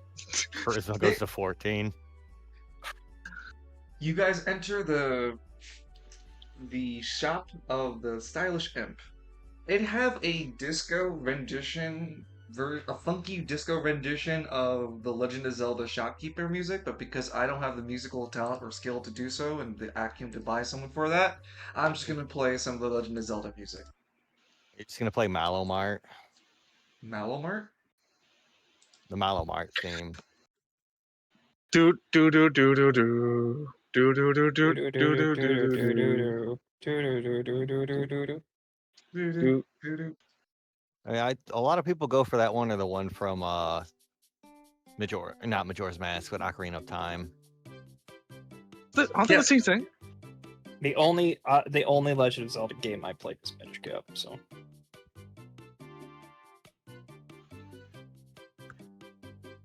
I don't have the time nor patience to play Ocarina of Time. Ocarina's that bad. As you guys enter the stylish imp, you find that there are Stylish Imp. Yep.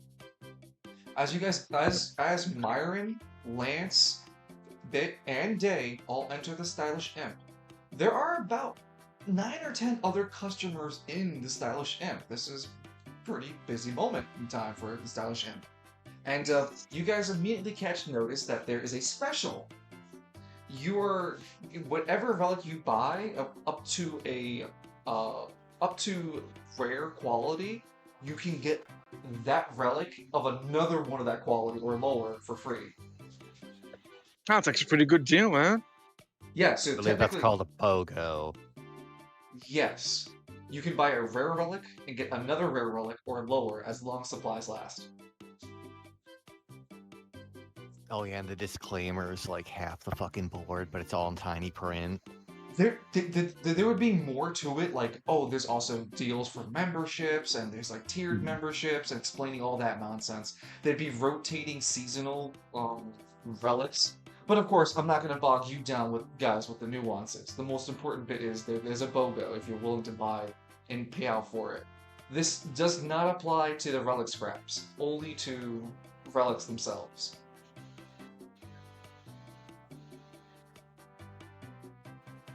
So, how would you guys like to navigate through this Stylish Imp? I don't know. Lance kind of moves his head. I think convenience store is better than this place. Convenience store. Yeah. Day speaks up. You mean that Anima Power? Where you Yeah, can yeah, buy... yeah. Lance, they sell snacks over there. This place sells Yeah. relics. Why are you Yeah, trying to well- compare apples and bananas? Well, because I think the bananas are way better than apples. But who cares if they're better than apples or bananas? They're both, apples and bananas. You can't really have a fruit salad without one or the other. Lance goes like, okay, cool. You say I can't, I'm doing it anyways. You I can't can see stop. why we get into a lot of issues. Anyway, I don't Dude, know we how should- your civilization still stands. One foot at a time. you have a really grand way of looking at things, friend. What's your name again? Myron Telvito, he do a slight bow. Day gives a shiny smile. Day, wait, hey, don't I remember you? You said Myron. He snaps his fingers a few times. You were running around with Andatar instead. Or were you Myron before as well? No, I was Myron before. Anatar's when you ran him. Yeah. So he goes, oh, yeah.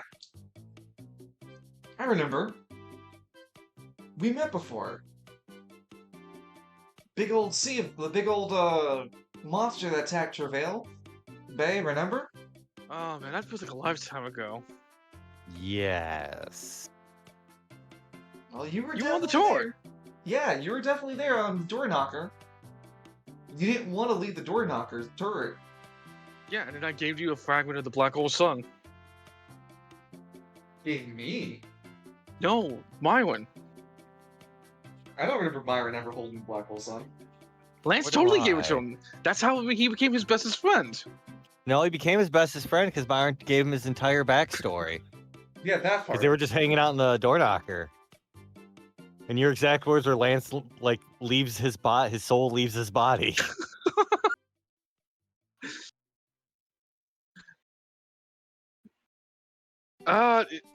Lance would like kind of look around, see if there's maybe some kind of combat related relic. Be a few. Lance, you begin to shopkeep and look around. Day does his own shopping around, goes to the other side of the store to try to look for something. And Bits on your shoulder, Lance, now, getting out from your vest going, wow. Lance, I feel like exploding. Oh, bit not now. This is a relic shop. Bit. Lance looks around for a bit. He looks around. He picks Bit off his shoulder, like looking in his face, like, man, hear me out.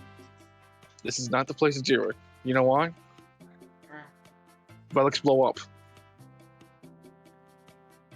And you don't have enough lives to survive an explosion if there was a relic explosion around us. Okay? You have 1 hour. I'm very good at tracking time. Oh yeah, when it's related to blowing stuff up, right? Yeah, bomb o'clock. Ah, And so, Myron, how would you like to go? I'd like to look at the rare relic scraps.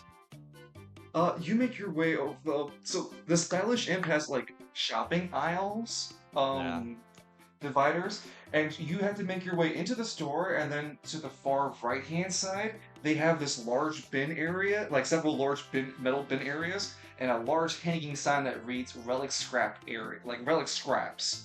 And you make your approach over there to see that there are a lot of common and uncommon relic scraps. You find that the rare ones are basically depleted. There's a shopkeeper guy by the vendor station.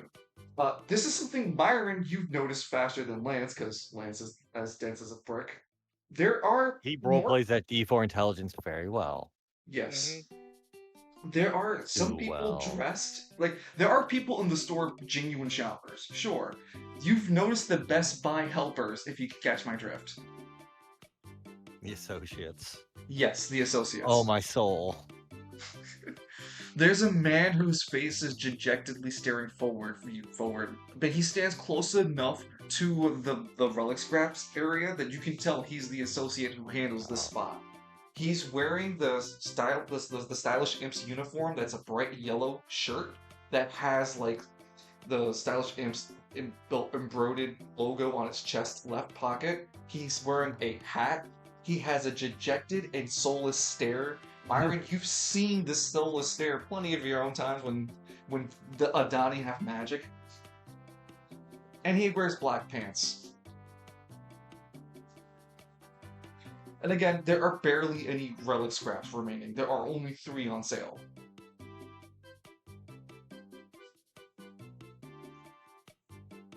So, pardon me, shopkeep. Hi, welcome to the Stylish Inn. My name's Matthew. How can I help you? Do you have any rare relic scraps in the back? What you see out here is what we have on stock soon. It take up to 5 business days to get more relic scraps. Due to the ongoing issues with the Spiral Council and the Golden Harvest, we've been having difficulties getting even more relic scraps. The Hammer District You're is a bit hitting too soft. Oh, sorry. I am so sorry. Let me try that one more time. Hi, my I- name is... Yeah. Hi, my name is Matthew. I work here at the Stylish Imp. The reason why we have what we have here displayed, sir, we do not have anything in the back. We are having difficulty getting our regular shipments of rare scrap from the Hammer District due to the recent lockdowns provided by the Spiral Council. We are also having difficulties refining our rare scraps due to the ongoing issues and sporadic nature of the Golden Harvest. Please understand and take our current display as an apology, and we will work to have a larger selection in the near future. If this is an issue, definitely feel free to write out this complaint on this pamphlet for you. And he hands you a purple pinkish. That dude's got like a rope around the fucking rafter waiting for him. Holy shit. He mechanically turns. He doesn't move his like hips or bodies. He just turns his stomach. Fucking Michael was here carved into it. Shit. He turns his body, not his waist. Like he keeps his waist and legs perfectly firm there, Myron. He doesn't move whatsoever. He just turns to face you, hands you that purple pink. Like it's not purple. It's like pinkish paper. Here, if you would like to file out a complaint for the lack of our supply. No, that's alright. I don't think yelling will get me anywhere I need to. I hope your day gets better. We do offer a yelling session for our, we offer a yelling session for our gold tier. One of our associates. Yeah, you get a 1 hour session starting at our gold tier subscription model, all the way up to platinum, where you get their 3-hour yell session per day. How much is the platinum sizzle into the core? No, that's alright. Offer you our current going bot logo, rare relic, or lower quality for a relic of its quality or lower for free. Oh, I don't think I can break those down for a rare scrap, though. Depending there's on a the kind of transfer rate. resources and the kind of facilities you have, one could certainly make a profit by breaking down the relics we sell here for more relic scraps. One, of course, needs the skill and the resources. Well, I've got a forge, and I'm me, so I've got the skill.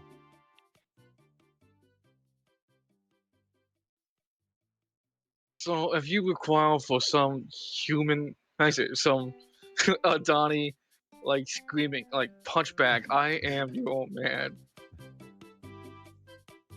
This society needs to fall now. Go ahead and show your selection of common relics for you to use to smelt and bring common relic scraps. There you can synthesize it to higher qualities, though you'll need a greater quantity of our common relics, though we have in great surplus, sir.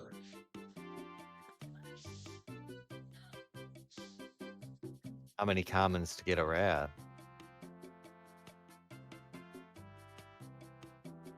See if I can do the quick math. I was just gonna make a quick joke, like you don't have enough money for that, so No, hold on. just kabuki. Would you please excuse me? I need to do.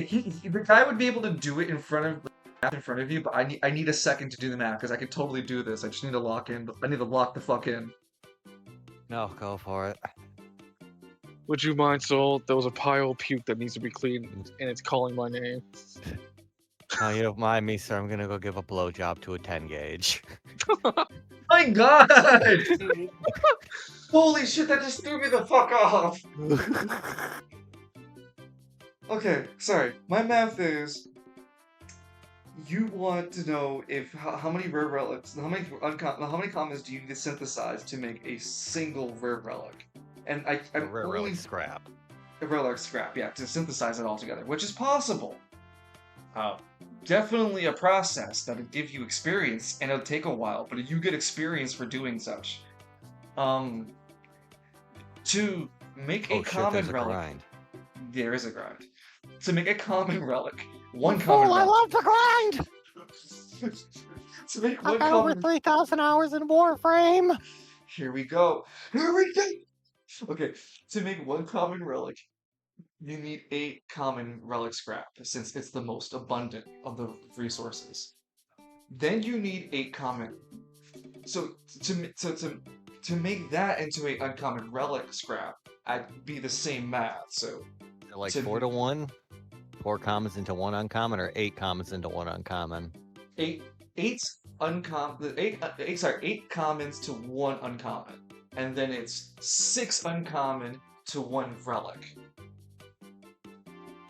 Sorry, 1 rare.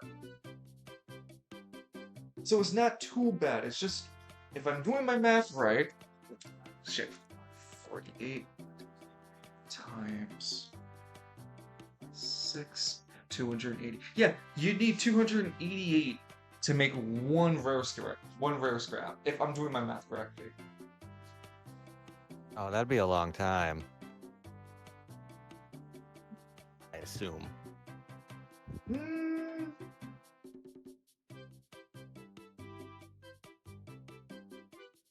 Yeah, you would need a way more process, like a mechanical process. If you had access to someone like something like Alistair's, the Yeah. Alistair's Forge definitely has the ability for this kind of thing.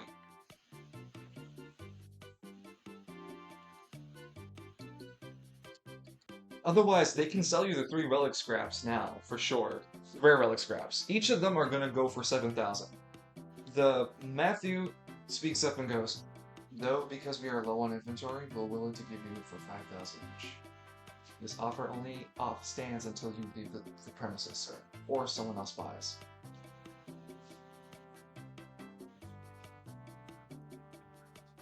Double check something.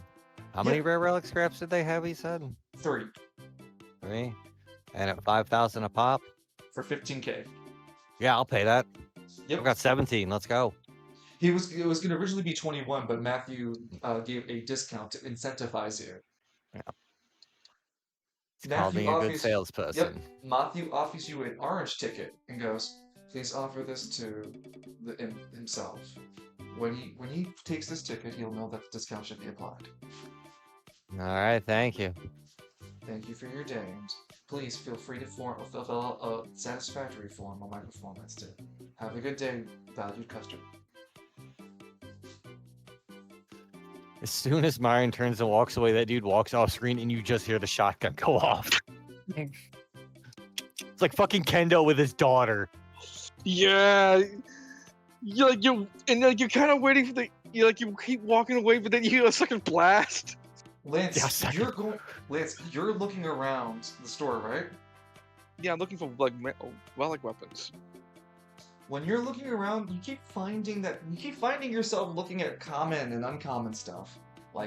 Just to highlight some of the varying natures of relics that I really don't get a chance to, the stylish imp is able to offer relic clothing, relic accessories, different appeal to hide the fact that you're wearing a relic. And the common and uncommon relics of Spiral City offer bonuses to your base stats. So imagine if you were a regular person going into a store, buying a pair of shoes to make it that every time you ran a little bit faster now, simply because the shoes gave you a buff. Like, you knew it gave you a buff. It wasn't like, oh yeah, I feel better wearing it. Like, no, it's literally giving me an edge into my movement and everything. That's what the shopping experience is. So for right now, Lance is basically looking through several large bargain bins or aisle displays of commons and uncommon equipment, not finding what he's looking for. Lance looks around to see one of these he looks like. You take a quick look around your environment, Lance, and see that there are other shoppers eagerly looking through the aisles around you with some gleam in their eyes about ooh, look, this looks really nice. It's nice, a little fire resistance effect. I have been hearing about fire demons around lately. Lance, Coney looks up from his newspaper. Lance, what's it called? Coney's. Well, he's you more do like see now, but... a person who stands out. She has blonde hair, pale skin. She has a devoid face of any expression or emotion. She wears a yellow shirt, and on her top left chest, she has the symbol of the stylish imp on her. Lance would walk over to her. Hey, excuse me, do you think you can get me an employee to help me? Hi, I'm Amber. I'm an employee of the stylish imp. How can I help you today, my fine? Oh, that even makes it better. Hey, so I was wondering, what were the combatant relics you got? Here, let me walk you to the aisle where we sell our most valued equipment for fighting and arsenal equipment, arsenal weaponry. Please be aware that because of our current ongoing deal, we do not have many remaining deal offers. Lance, you get led to a far left side of the aisles, more of a gun store kind of concealed area where there's glass cases displaying some relics. There's a lot of empty stuff though. There was a sick little spot where you see Lance a greatsword sitting, the silhouette of where it was, and all the dust that was accumulating because it was sitting there, it's gone. Someone bought it. You do see an impressive set of knight armor, and there are some other stuff lying around, like a relic sai. Someone's left a katana around. Oh hey, maybe this is a long stick. Yeah, maybe a long stick over there. You definitely don't see a pair of nunchucks, unfortunately. I think someone bought those already. I'm looking for. Lance kind of throws a punch. I'm looking for something like a punch thing. Unfortunately, it seems like our deal has attracted a large amount of fighters who have bought our inventory before you arrived, our valued customer. Please accept our apology. She takes out a pink slip. If you'd like to file a complaint, you can write a complaint on the slip for us. I would like to blow my brains out. Lance looks at the pink slip. Every Mm, time it cuts back to her, she's just taking more sleeping pills. I'm good. Don't worry about that. I understand. It happens. You can You make okay? you can make a D20 roll, Lance, and see if you can find anything hiding, or maybe you might have missed the spot. I'll warn you Sure. though, you need a really higher on the 20 side. That's a 14. You still won't find anything. Lance kind of shrugs. He gives back the pink slip to him. That's fine. You should get more sun. You look like you're like the verge of dying. I Thank you, dear actually kind of value know that. customer. I get plenty of time off when I'm off my 12-hour shift. Lance slowly backs away, looking at him. Like Thank he you, doesn't and please have a great day, dear value customer. turn around and do a couple You of see steps. Dave walking away from another one of the attendants too, and goes, oh hey, Lance. Oh Hey, man. gosh. Yeah, did you see the soul vampires, the soulless people around here? Dude, I think that's an anima. This is like an anima affecting him or something. Hey, where's that guy we came in with? Myron? Myron, right? Yeah, Myron. Oh, there he is. Yeah, it was right over Myron's there. standing on the line, patiently. They just be humming a little tune to himself. Did you guys find something? No. Anything punch related has already been sold out.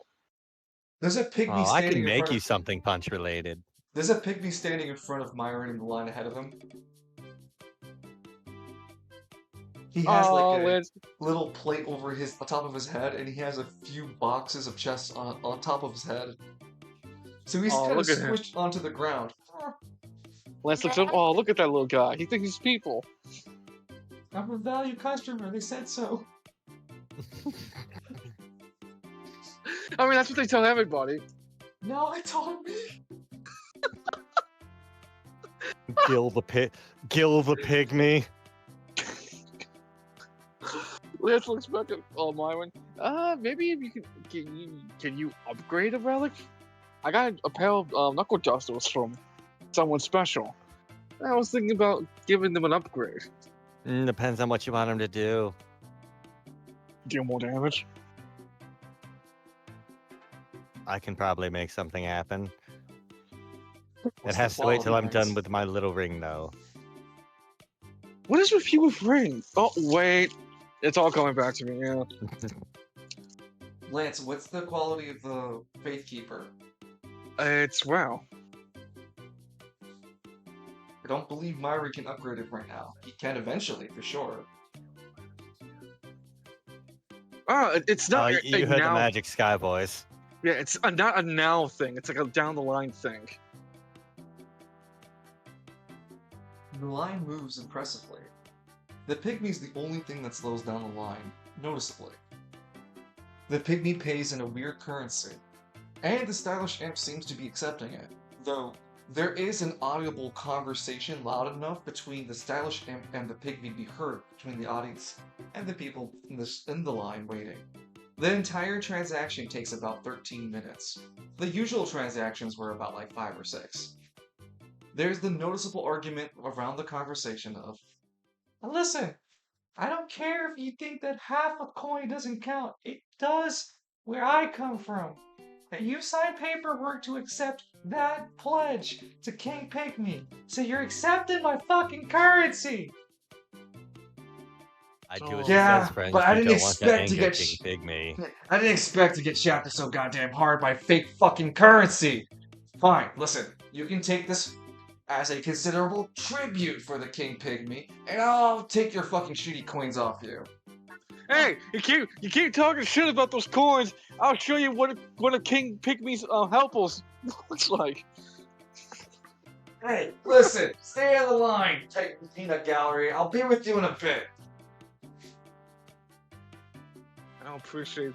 The only one who can kick Pygmies around are me because I'm walking with them. That doesn't sound right. Oh, that actually sounds like the opposite of right. That's wrong.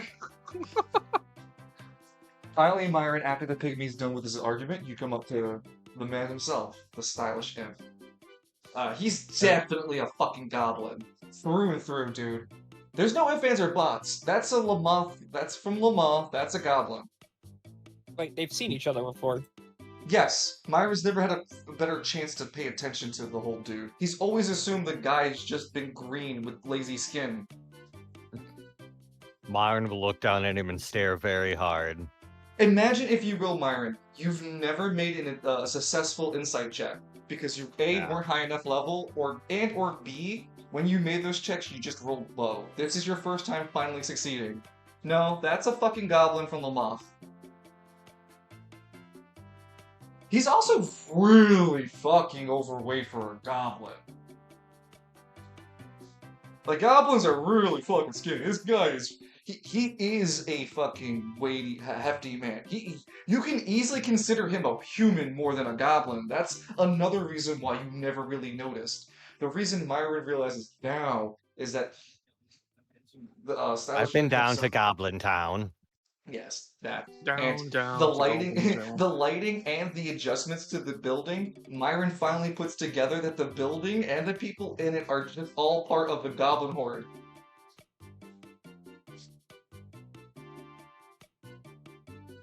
Myron put his right hand on the desk, making sure the stylish imp can see his ring. How did you even get here? He takes a close look at it. Oh, whoa! Oh, wow! Whoa! Is that what I think it is? If you're talking about Myron's ring, then yeah, it's Myron's ring. Okay, Peanut Gallery. I have how many times I'm gonna have to tell you. I will talk to you when I'm addressing. But you! The Adani speaks the truth, Uruk. Sure, he waves your hand. She's my cousin, my uncle, alright? There's a desperate plea on this man's face to keep that detail quiet. Myron subtly nods, just, if you know what oh my god, words. Not identify, recognize. If you recognize this ring, then you recognize who I am, yes? I mean, people wear rings like that fancy all the time. I mean, come on. Anyone could have such a fancy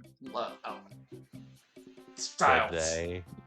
He's like stammering a bit over it. I mean, there's a handful of people who could have been wearing it and come into contact and grabbed it. How about you just give me a little bit more solid proof? Be sure I know who I'm speaking with. I mean, clearly you know where I laid where I was laying my head. You know what I'm saying? Before you stands the right hand of Loglia, the Iron Regent, King under the Mountain. Does that name ring any bells, Uruk? If memory serves, you people, your kind did always like the caves. Could never match the dwarves, though, could you? There's a paleness that grows across his green skin. What could I do for such a esteemed customer as yourself, dear valued customer? Mine would go totally back to normal. I have this orange ticket. I'm told it gives me a discount. Hey, casually grabs it from you. The half you offered to. Typically, I wave these off all the time, but for you, of course, I'll take it. He writes on the paper and stashes it into the cashier somewhere.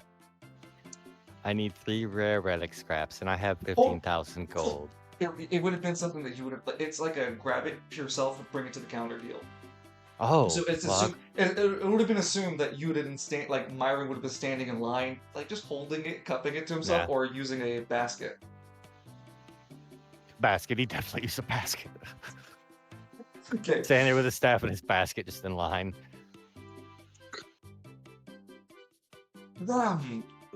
That'd be 15,000. And might I say, if there's any sort of information we're willing to exchange, powerful magic spells, powerful. Oh, don't worry, I'll be back. Very well. I mean, how about in faith of good service to each other? I offer you the bronze package for free. A free 3 times you visit deal. Go on. 10% off. Watch out, Myron, he's trying to sell you something! Yeah, right? He's 10%. Yeah, it's not trying to sell you anything. He's just willing to give you a 10% discount on your next purchases. Next He's next trying to street jip tax you you? come by. I would Fair know because I enough. did the same thing. I'll be sure to recommend you to the Adani. I most appreciate your patronage, dear value customer. Myron would shoot him a concerned look. How has this civilization not fallen yet? The math isn't mathing. Oh, absolutely not for Myron. Not from where you come from, especially with how many No, of you he's have. asking the goblins, like, dude, do you understand what's going on? And the goblins like, I don't fucking know, boss. I'm making Oh! money. Oh, you're talking about okay, I'm sorry. The the imp, the stylish imp himself would look at Myron and go, "You asking me about like current affairs?" I mean, in general. Oh, I mean, it's always been in the chaotic nature of the Adani to do as scurry as they do. It's just nice not to be headhunted and sit on site and actually have a merchandise to be able to sell. And a customer base not trying to kill me over selling. Fair enough. He offers you a bronze Give me a card. second. I'll be right back. Stylish, yeah, no worries. Stylish membership bronze card. It will expire in 3 visits. Not counting this one, of course. Though, he gleefully, he actually would, like, he'd give you back 200 gold pieces based on the 10%. I think that's right. Yeah. I feel like a 10%. I'll double check what Google says.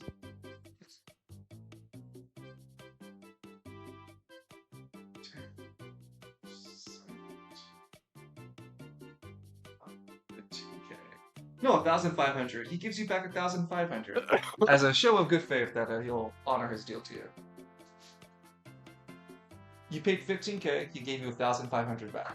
Yep, so I'm at 3,600 and puts me at 5 rare relic scraps total.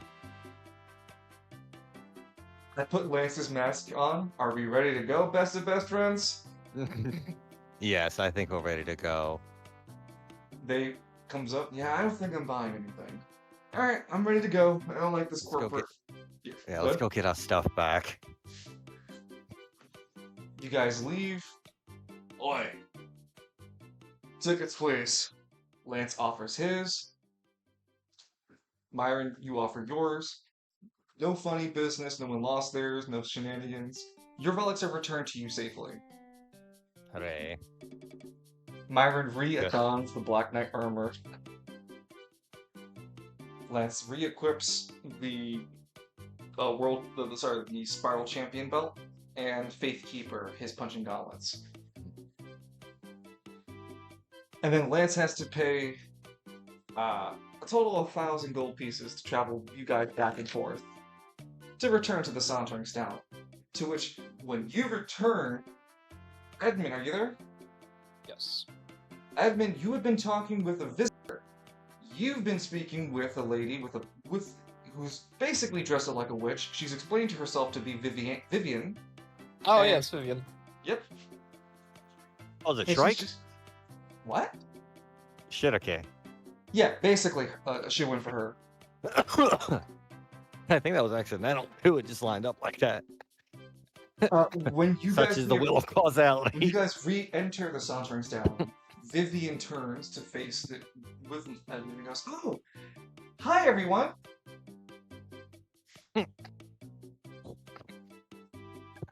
I see you've been busy.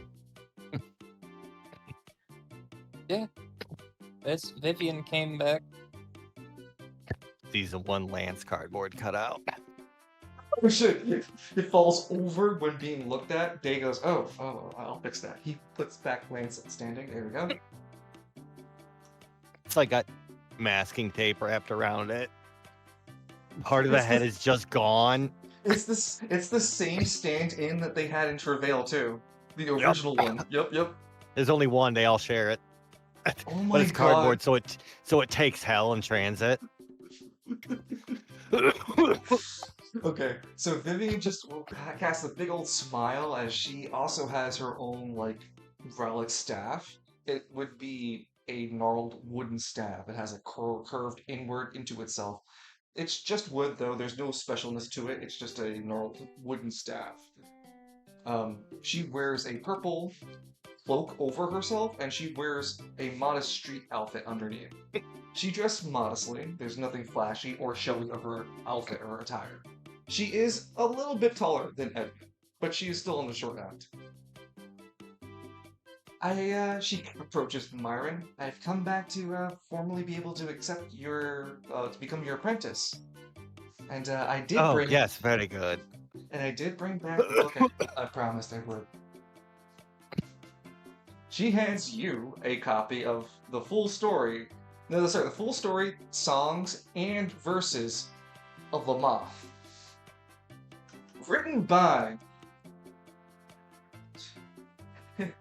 Make her an intelligence check for me, Myron. Got a junction it. You may junction this, just as... I normally don't let people junction for this thing. It's going to be something for your backstory that I'm allowing you to junction for, since in your backstory you even had access to magic then, so... This is just an accumulation of your total skills anyway. Go ahead and make that junction for your intelligence. As when you read the author, the name seems like it might strike remembers. Oh, yeah, the author is a halfling. I warned him we should have watched him. Yep. You're not very familiar with the specific halfling, but you're aware of the halfling's lineage. Like, you've never met this one specifically, but you are aware of the surname, you know? Yes, okay. And it'd take Myron a little bit more time to understand the book in its totality, but even with the few minutes I have that Myron would spend to at least skim through a few pages to get a grasp of things, it seems to be a well-documented account of traveling through Lamoth, and then the political structures of it, and then elf songs? You stop for a bit and start to read some of the elf songs. No, those are elf songs.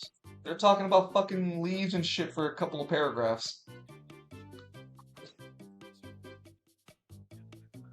It's very authentic, Myron. It's like someone literally lived in Lamoth with you.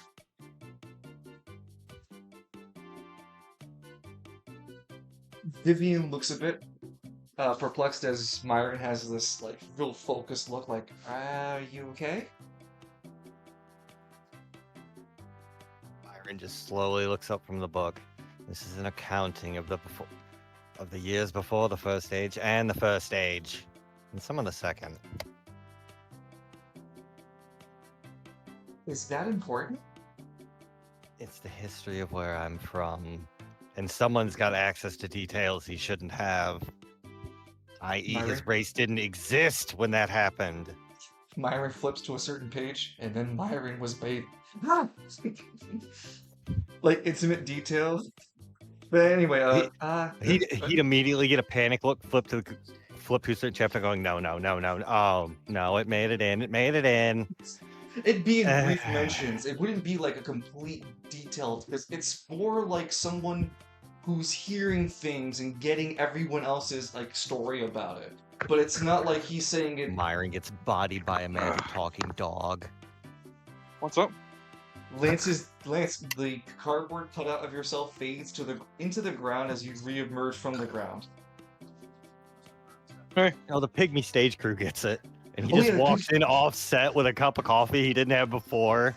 The pygmy comes back into the scene to slap the coffee out. God damn it! Get the... Ah! Come on! Lance, you returned to the Sauntering Stallion after the purchases were complete. Myron established that he understood that the stylish imp owner is actually a goblin from Lamoth, though a rather fat and well-off goblin comparatively. Myron purchases his relics with no problem, and because the goblin knows Myron's, at least understands that Myron comes from Lamoth and has some a considerable power there. Listen, if that tall twink is who he says he is, I ain't fucking with him. He offered him a special bronze membership discount that was retroactively applied, but doesn't count to the 3 total. This is a favor of goodwill. The return. Come on, Ben. Oh, spend 1,000 gold pieces? Cool. You, for the traveling. Ching. And upon the returning to the Sauntering Stallion, the group sees that Edmund was currently speaking and talking with Vivian. And Vivian was explaining to Edmund just that she lives in the Market District, Aristotle District, and that she had been always in her life looking to magic.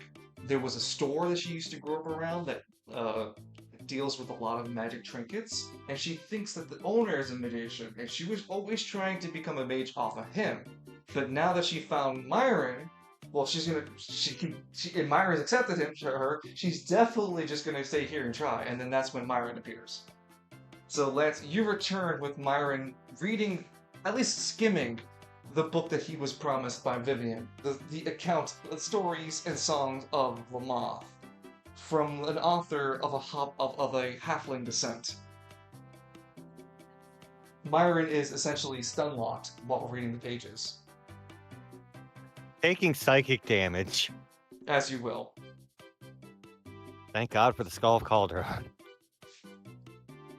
Pats the skull on his head. Oh, oh.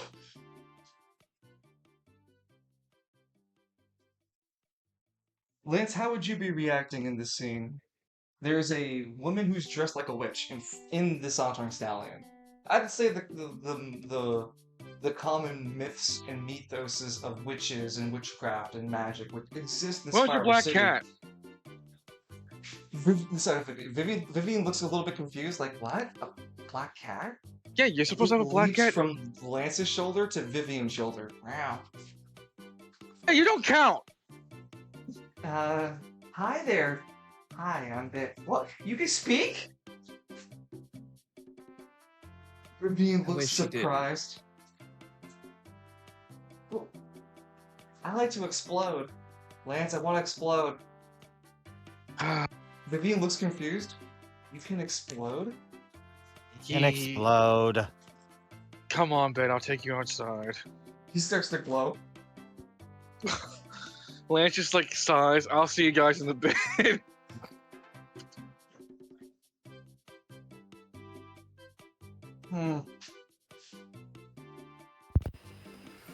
There's a How's it- loud how's it- fucking What? So how's it going? I went to get soup. Vivian. Well, sorry. Myron made the purchase to the rare relics, the rare scraps. When he was there, he discovered that the stylish imp was a goblin from his realm. Mutually understanding that they come from Lamoth, the goblin offered a good discount for Myron. Returning back to the Sauntering Stallion, Myron, Day, and Bit and Lance back to the Sauntering Stallion with no real issues. They find that there is a magician apprentice named Vivian who had met Myron and group before, and now has returned in order to fulfill her apprenticeship with Myron. And Myron wanted a book of Lamoth stories and such, and she offered her volume to him about it.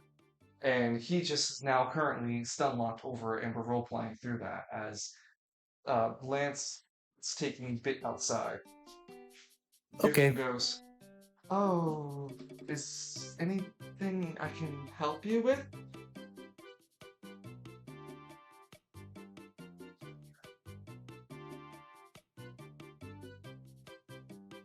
Hello?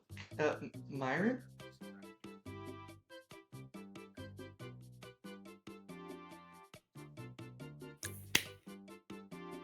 Myron? An Incomplete History of Lamoth by Bill Bro Swag.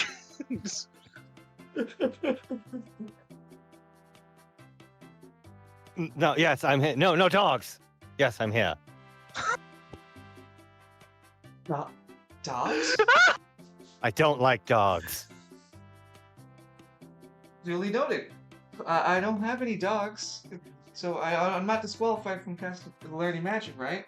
No, no, not at all. In fact, no, it's a good thing to teach the Adani magic, then you won't destroy half this city. He smiles beamingly. I can't wait to be taught. I'm excited. Good. a loud, audible boom sound outside? Yep. That would have been big. The light would have been the light from outside would have been bright enough to light inside the Cyneric stallion for like a brief few seconds. Boom. There's also a loud, audible thud of Lance hitting the side of the Cyneric stallion.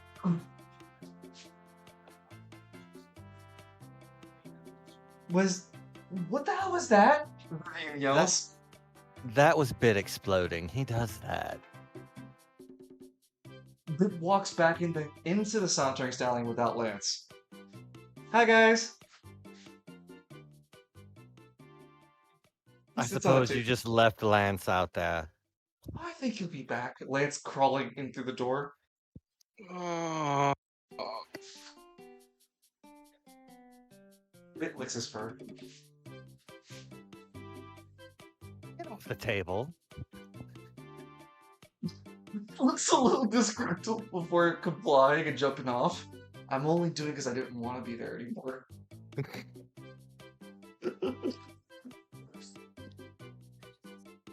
So for now, Myron has accepted a new apprentice, Vivian, to the fray.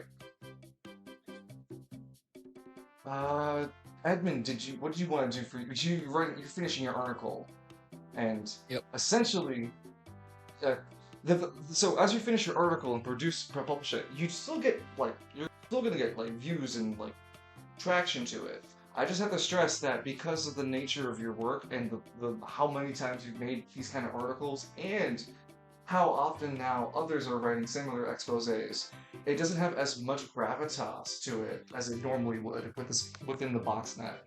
So bringing it onto the Spiral net is likely to also get very heavily censorship due to Spiral Council's involvement, though maybe they'll also just let it slide for Gridiron stuff, who knows. Overall, though, you are still well received, and there's still plenty of like traction within replies. People, other Anima users replying to like Edmund and like going, like, you know, that's terrible, fucking hate that, I'll keep away from Gridiron. Others kind of voicing their own situations in Gridiron, explaining like, yeah, no, I sat in my car with my uncle one time, and we were just driving to go get some groceries, and they kept scanning our fucking car over and over again. I kept getting paranoid they were going to find my anima power. My anima power is pretty simple. I can just, like, make rocks really heavy and make them really dense. So I wasn't expecting to get caught for anything, and they didn't catch me. It just really tends to always get scanned, you know? I was hanging out with my girl, and we were just having we're going to get closer and closer, and then we got scanned, and she says, "No way." No way. You get that Jesus, reference? There's a poll. Isn't that Family Guy? Like, Yeah, it's Family earlier? Guy. Yeah.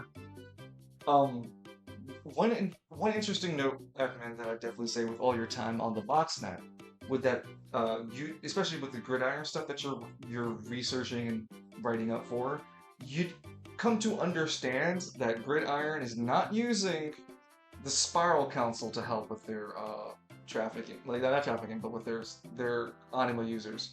They're specifically creating anti-anima hunting squads. A lot of the documentation dictates that they're using relics, the humans with relics, to fight anima users. And for the most part, it's wiser to run when there's more than 5 or 6 of them. Because their weapons alone may take a little bit of your anima power away from you, but enough of them are going to rip your anima power, and it does not feel good, someone notes. I barely lived the anima user recounts because someone else was able to help me escape. If it wasn't for that, I'd be dead, because my anima power is being beaten out of me. Or at least it felt like it. So Gridiron again is specifically creating anti-anima hunting squads. They are rather successful reducing anima power. And as Edmund has understood, they can be violent towards anima users. Well, this is also a twofold. Like, he's gonna put like this giant expose on the BoxNet. Mm-hmm. Then on the actual Spiral Council like forums, he's spiral gonna say, nets. Yeah, yeah, spiral on the actual spiral net, he's gonna say, hey, if you're a citizen of Market District, don't go to Gridiron. Here's why: because we can't protect you. We can't protect you from these anti-anima squads. I've been doing research, and it's clear from what the tactics they're using is different from the tactics we use here at Market District. That they are just scanning people and false flagging. It seems like they're false flagging all anima users as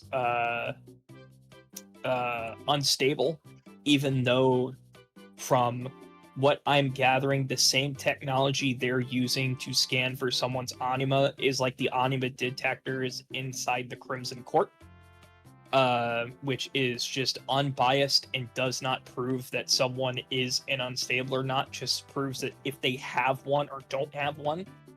And he's going to describe some of his processes as an anima user going through these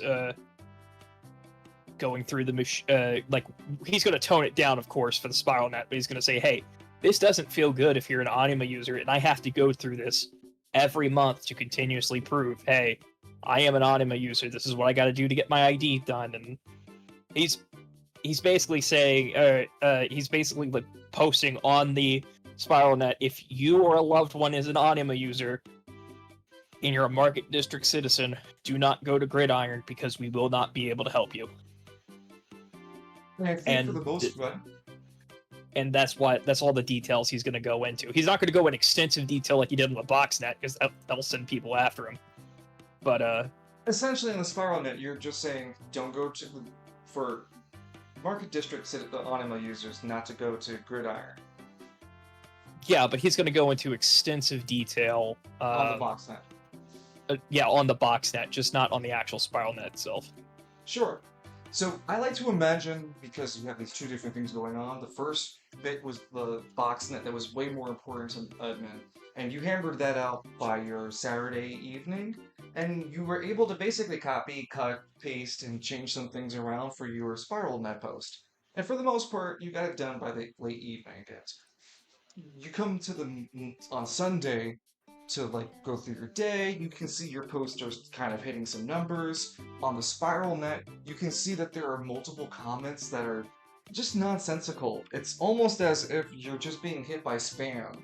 There are plenty of people asking the authenticity of you as author. How would you know how it feels? That you're implying that you're an anima user. LOL. That's he stupid. would also say that, hey, he is a this is telling you comments, not. Yeah, then the comments would be even worse for you, Edmund, as they would flag you as an anima user, and the post would be even taken down much faster, as opposed to a few hours and then within an hour or two. But for the most part, you would have been paying attention at least to the comment threads of you would have reached 100 or 112. And in those comments, it was just a lot of people calling you out for being an anima user, being stupid enough to post yourself aloud, and even worse, that you should be going through those scanners because you don't deserve rights. And then many of those people asking to try to figure out how to get your spiral net and get your address from it. That's when the administrator locked the thread.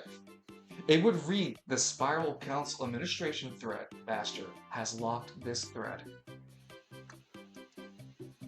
It is locked, yo.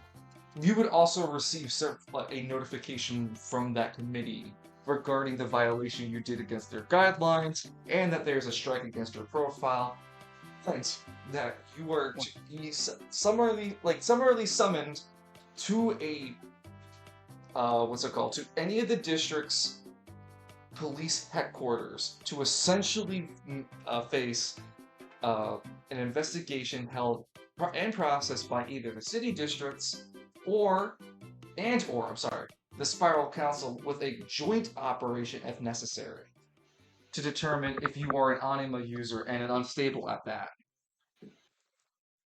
Oh god. You have until the end of June to comply, which is the end of next month. You're also get post banned, bro. You got vac banned. Your Foxnet account's still live and active. You can still view things on SpiralNet. You cannot post until you have the investigation done. Well,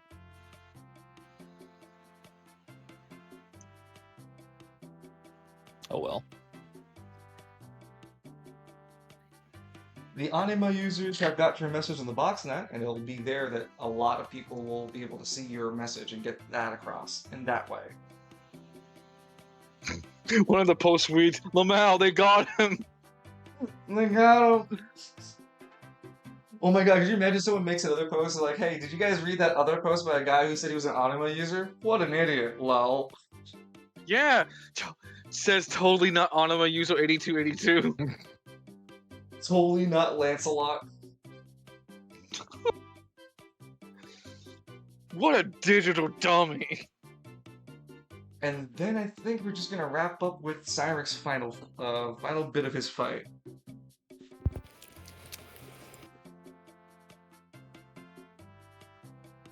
We'll catch up to what Cynic's doing over the weekend.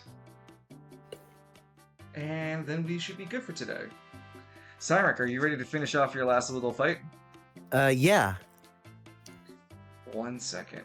I do not know why this is doing what it's doing. Oh, because it usually does this, and I'm just stupid. I'm very stupid.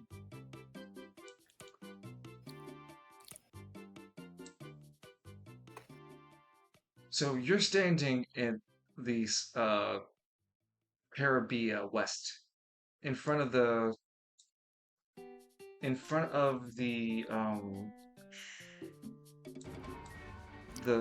Fountain of Gold, Lady of Gold. I think that's what I call her. Yep, Lady of Gold. At the current moment, you have been fighting 3 different guys dressed up in, they're dressed up in hoods. You weren't able to really get a good look at their faces, though what most notable thing about them is that they had this red eye embellished on their hoods. And you had snapped into your Silver Prismager form, and pulling out your power weapon, it's in the form of a power revolver, you've managed to blast 2 of the enemies of reality down with ease. The final one standing, Guy C, has a purple aura around him. As Cyneric, it is your turn to start. Before you roll for your initiative, I believe Hot Single Anima's in my area. More likely than you think. News at 11. Yeah, your initiative is now... But I can only see people trying to, make fake articles just to sell sacks. You can roll 2 d12s for your initiative while you're Damn, in beat your Prisma Ranger form. If you think about it, Kalis, that kind of beats the bell curve, doesn't it? Kinda. Way faster than it's supposed to go off. Oh, also your range is considered d12 when determining movement while in that suit. Okay. There is a whole section written for this in Discord. What a detailed map.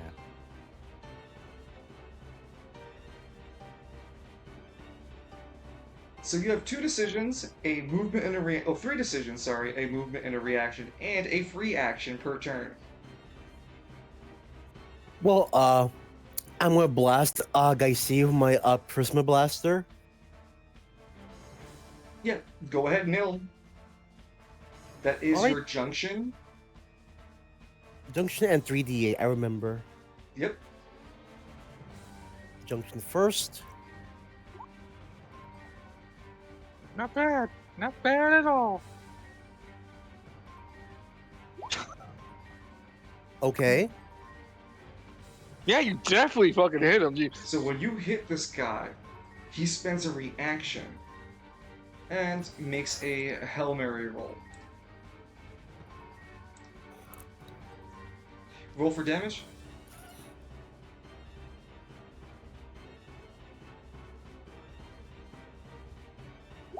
No. You wouldn't junction for it, just the 3d8. Okay. Let's ignore that. No worries. 26 damage. Hits this guy. Drops him onto his knee. He starts to fade, like, from our realm as, like, the darkness that he's clinging onto can't maintain him anymore. He goes, this ain't the last of me, us. We have eyes everywhere! And he fades.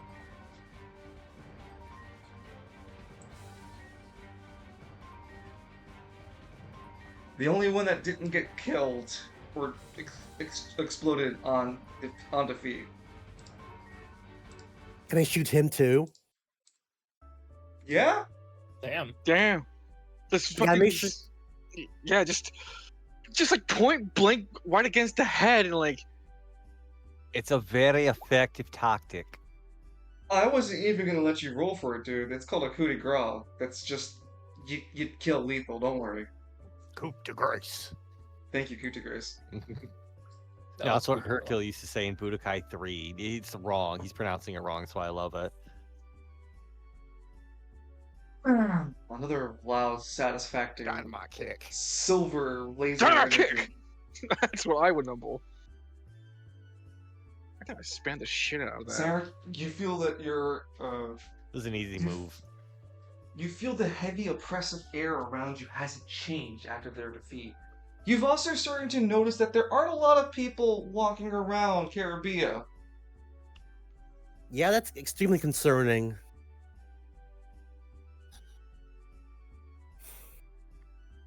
Sarah, what do you decide to do? I'll have to walk around and see where I can find the source of this, and if I identify it, call the other Prismagers. Zooming out to take a better look at the map at large from what the players have played previously and such, where do you think you should go? Or try out to go first? You have the Mulan Lounge, the Silver Saucer. You can go up to the Falcon Booth or go travel deeper into Caribia.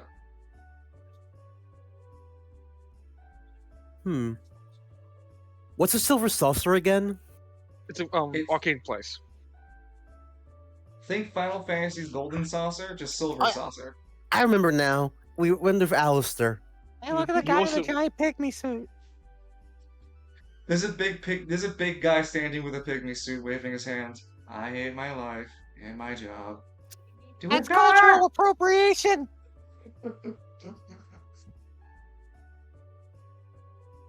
What's my personal writer saying? Does it have any vague ideas on which direction to go? The EOR particles are heavy in this area.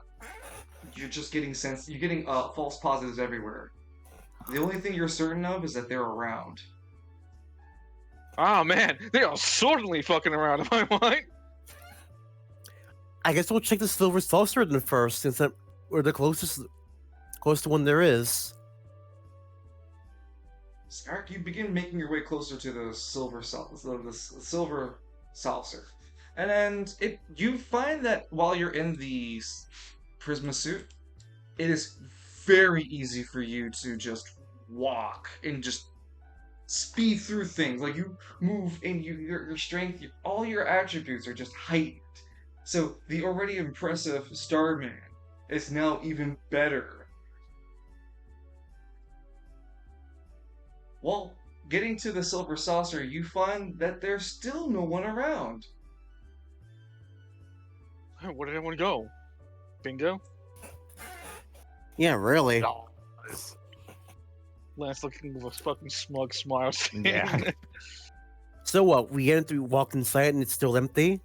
When you enter inside the Silver Saucer, you see that there are about 20 plus people in there actually. All wearing hoods, all with a painted red eye on them. Yeah, I'm gonna get back the hell away from there.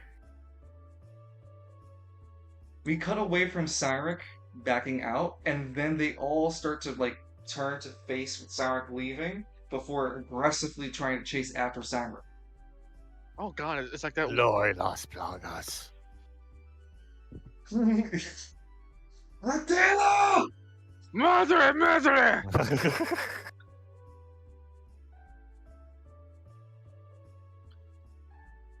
unclean one. Yeah, the More unclean pleasant one. to our eyes. What's the Melon Lounge like? No, they're chasing you, dude. You're getting chased. I guess I have to call the Prisma Marines because they did tell me, see more room, fucking call for backup. Yeah, you found a fucking like a whole ass club of them. Good news, you hit the jackpot. Bad news, I want to you hit the imagine some of them jackpot. were actually playing some of the arcades. They were all busy doing it. It was until Cyneric left and the door, like the notification of someone leaving was enough to go, wait, someone was there? And then they That just noise. chase. Exactly, they chase because of noise. They're not entirely sure what's going on. Pretty positive a 8 foot, damn near 8 foot tall silver dude is going to be the most notable thing that there's no one else around right now.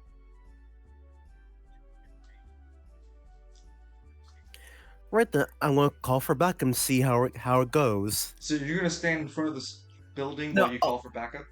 No, what's this? What's this here? Are these doors or something? Yeah, they're the entrances, correct. Tell me about the Molin Lounge. You could study the detail. Like the quick glance of the Moulin Lounge is a red building that has a outdoor patio. It looks like a restaurant. You have very few moments before the guys in the inside start pouring from into the outside. I want to go to the Something- alleyway and try to lose them a little.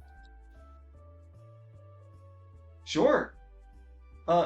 Again, you find that traveling in this new form of yours is pretty impressive, as you normally would only travel about 4 tiles, but now you can travel an extra 2 tiles, and clearly bound through the street in a single movement. And while the guys in the building continue to start to pour out, you're already getting even closer to the alleyway that narrows down the buildings in between each other. You damn Like palookas. you cleared the map out really fast as finally the people in the inside are starting to pour and trying to get their way out from every single exit.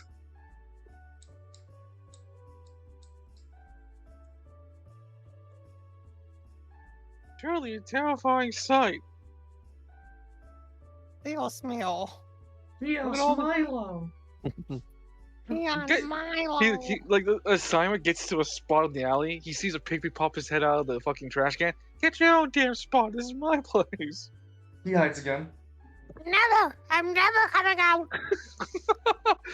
Didn't you hear me? I'll never leave. Cyrus, And then you come back later and he fucking came out and he got. Yeah. Sir, What a you would dumbass. you pull out your Pris Ranger or Pris Riser and attempt to call for Deimos.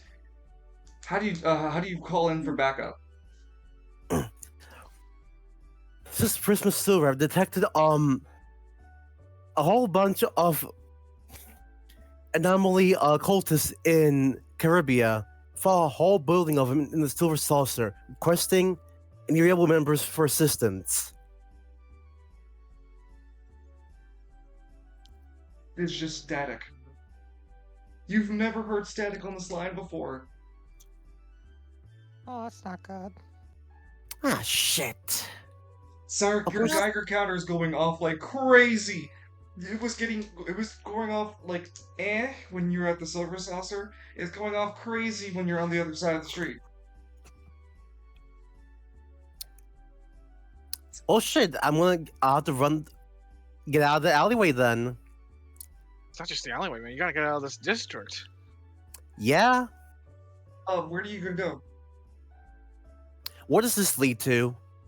Pink?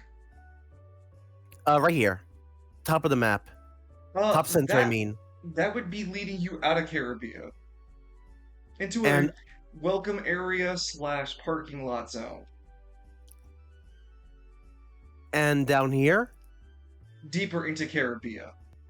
We're in Caribia West. That would be taking you into Caribia East. Again, another checkpoint area. And what's the welcome booth like? The welcome booth is. You've been here as Cyneric before, right? I think Alpha. so. Well, Probably. definitely as Alistair, so at least I can explain it to you as the player to GM. Alistair, Cyneric may not know it, but at least you as the player can understand that the welcome booth is a large circular building. It has at the very top of the building the iconography of Caribia, Queen Caribia's not clown, but like logo, her iconology, and the whole premise of gambling kind of ideal. It'd be the the info booth where you can know where to go and where the buildings are and where the right restaurants are, the hotels, etc.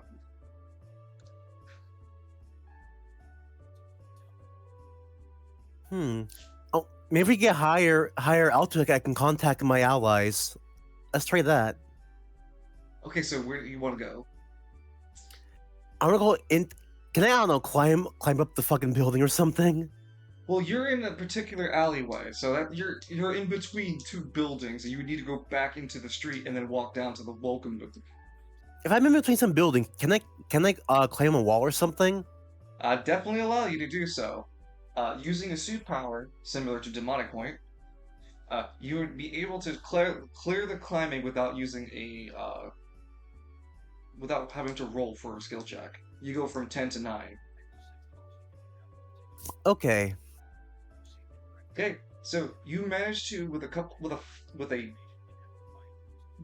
crouched approach, and then you jump into the air before landing a few kicks onto the wall to really push you up onto the building. The building's like about 8, 10 stories tall because Spiral City has big fucking buildings. It takes you a bit of jumping to finally get onto the building. I'll label you over here. Cyneric, when you get on top of this building, you attempt to call again, right? Yeah. You call out for your distress signal again. You get... Come. It just scattered conversations. While you're on the top of the building of Caribia, Cyneric, you can take a greater look at Caribia and see that there is an ever-growing mist of purple encompassing the west and east area. Like, you as a player can't understand what west and east is. Like, a character, like, Cyneric's character doesn't know west and east, right? He's just looking at it, it's like, wow, this whole city looks like it's enveloped in EOR. As the player, though, it's west and east specifically. It doesn't seem to be affecting the larger building in the very far north district, which this very large, opulent building has the very clear Queen Caribia motifs on it. Think Gargoyles cartoon. Mm-hmm. This guy's I forgot his name. Yeah, Xavier. Xanatos, Lion and I are both ready. Yeah, Xanatos's like building layer just You pay him 20 man. times more 20 times more opulent, trying to be as fancy as possible with like a large pool in the front of the building, a mega mansion sized building. Like You pay a man- stupid. Hmm? You paying that You pay man enough money? enough, and then walk barefoot through hell. Yeah. Also, John Franks, the guy who played Riker in Star Trek: The Next Generation. Almost all the I know is- entirety of the bridge crew shows up in Gargoyles except Patrick Stewart. But all I know is, man, he nailed that fucking wall. Fuck yeah, he did. It helps that Xanatos looks like him. I'm surprised Lance hasn't What if gotten a we said phone we're call. assholes? I'm surprised Lance hasn't gotten a phone call from Queen Caribia since he owes a favor to her. What was your question, Dungeon? No, it wasn't a question. It was just like, this dude. Like, what if we said wasn't fact? It's fiction. I love that video that if you listen to it, it's just him at half speed. He sounds drunk, like your drunk uncle asking you weird questions. Yeah, that's exactly why I made fun of Yeah, it. I fucking love that. Cyneric, you can kind of see the movement of the people in the building making their way out onto the streets to get to you. They aren't aware where you are, but they're like searching for you for sure. So when you say east and west, do you mean the mist is here and here? No, as the greater city part, I'll take us to a better visualization.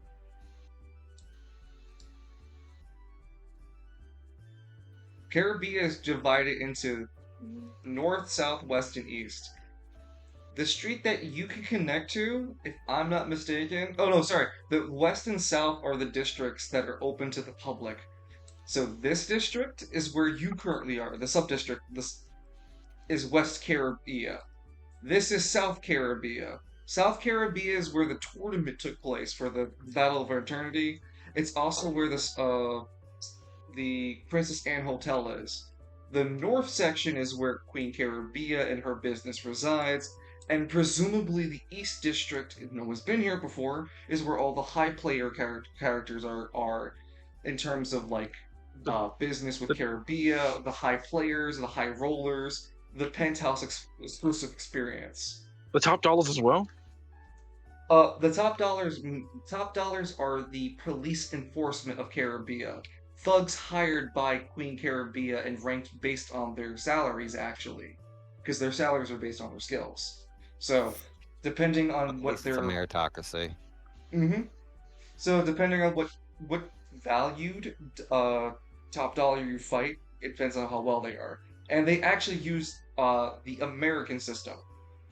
So they That's start weird. from pennies. Yeah, exactly. Because it's supposed to be weird. It's weird for Spiral City to have like a whole group of people with currency that doesn't exist. So yeah, they had the pennies all the way up to the dollar, man.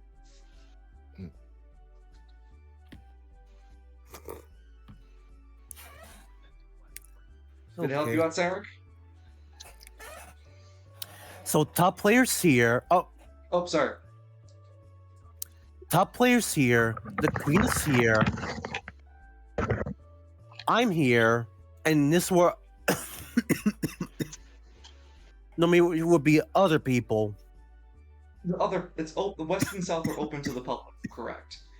Also, another tidbit, you can only really leave Caribia from the West sub-district. It's designed on that to be like that on purpose.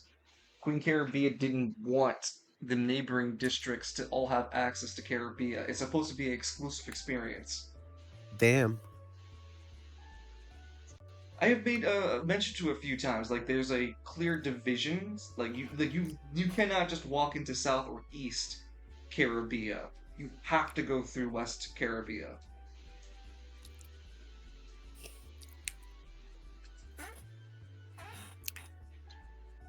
Oh boy. So you good here? I think so. Yeah. All right.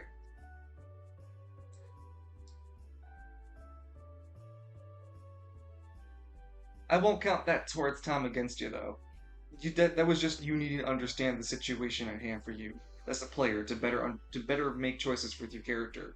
Though again, remember, Cyneric is as confused as you were earlier, trying to figure his head to toe. He doesn't know Caribia as intimate as you understand it. Get it? Mm-hmm. All Cyneric can really see is that if he looks over his shoulder, he can, like looking outward, this direction. He can see that he can leave Caribia in the distance. If he looks deeper in, this way, or past where the building's over here, he can see he can go deeper into Caribia. So at least Cyneric can make the rough assumption you can run from Caribia safely. Yeah, I'll be smart. I'm gonna leave Caribia. I can't do this shit alone. Well, come I on, was told- you're not gonna have your time with the putties?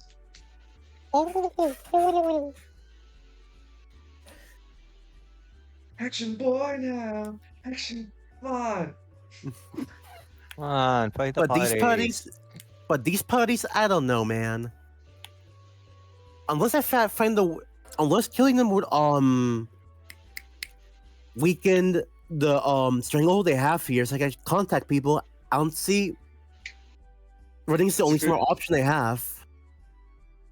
That's a chance you will have to decide if you should leave them in their operations now, because again, you don't see anyone but these people wearing hoods.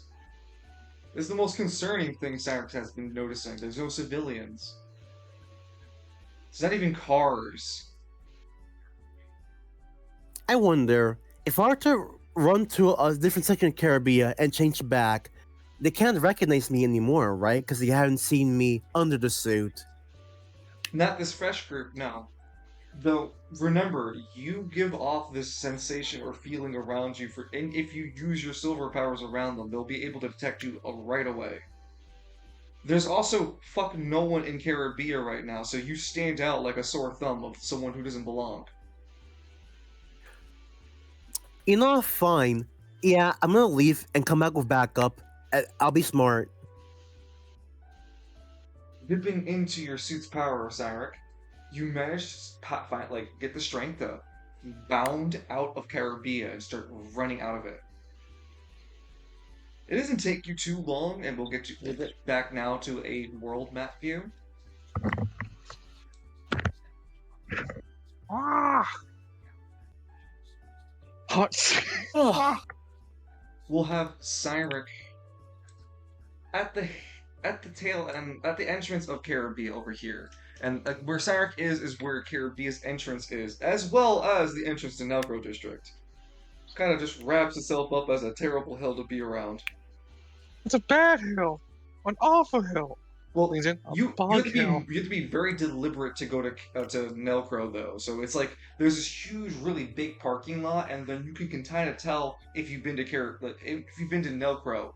Like Cyneric has been to Nelcro, so you can tell that the hill to his immediate north, that big hill is deceptive because it's actually hiding the huge crevice underneath where the Nelcro district hides. A secret research facility sub-district that's been hidden across from the Spiral citizens and was exposed some time ago by Edmund and team. Because Twice, even. Yeah. Oi, tall guy, isn't wearing a robe. Get him! Wait, what? That's what the crab says. Oi, tall guy, doesn't wear a Oh. robe. Get him! Cyneric, you managed to get out of Caribia as you spend your suit's power to get far enough and fast enough away. You find that you've slipped back into your regular form. You activate the Priz Riser, and reach out to Deimos, who Deimos reaches out to you and goes, Cyneric, I need your help immediately. Where? There are I haven't been able to contact any of the other Prisma Rangers. I just got back into contact with you. Are you okay? Yes, albeit I had to run Caribia. I don't know what they've done there, but it made catching a signal really difficult. Oh no. I've lost communication with the Priz Ranger that went to Gridiron. Orange. Right, we're all split up. Purple is still missing as well. I have not heard anything. Did you find Purple in Caribia? No, I didn't see anybody, only except for those cultists. You must go back to Caribia then. You have to rescue Purple. We have not received any communications with Purple yet. Orange is in Gridiron, but that's too far for now to send you to. And Prisma Red is currently not in communications with me. I've been trying, but he says he has an inauguration or something. I'm not following. Well, how about this? Send green to Gridiron. I'll go back to Caribia and search for Purple. Well, that's another thing. I've been trying to contact. When I've reached out to Green, I haven't been able to contact him either. Assumably Edmund hasn't been around his Priz Ranger device due to paying his absolute attention to the research he's doing. If only Cyneric had a cell phone. It is a cell phone, dude. It is not to say Edmund won't find out, though. I'd say it's like a voicemail thing that he'd pay attention to on the week coming in. You know what? Hold on. Let me contact Green. How? He has a first memorized for himself, remember? Yeah, but if Deimos couldn't reach him, then Alright again- then. Yeah. If you get contact with green, send him to Gridiron. I'll go back to Caribia and search for purple. Prismatic front. I Prism. Prism. Cleo, yeah, as in Cleo. So it's just Prism Ranger. Ah. Prism Ranger, as I'll give the template for now. I'll think of something else for Alistair. Has refused to go after and help and assist. He insists staying into Travail. He's been reporting that the Spiral Army has been making several attacks against the Anima users, the remaining Anima users, and the refugees in Travail. Father Falcone, yeah, he'd say that that he currently has access to a church provided to him by a now left to be mayor father, apparently, says Deimos questioningly, but Alistair has taken up the refugee disenfranchised Anima users in Travail and refused to leave Travail in sake of keeping them safe. Also, Juniper and Yanagata have joined Alistair, thus reforming Squad 0. They call it Squad 0 version 2. So Squad 02? Squad 0 V2. Okay. And the most important part of the squad, they unveil no Lance. No, they have Lance. The cardboard cutout Lance. Hey, you said no Lance. We said no Lances. Fuck. Come on, Lance, not cutout. Just pick him up. Lance watches the subtly.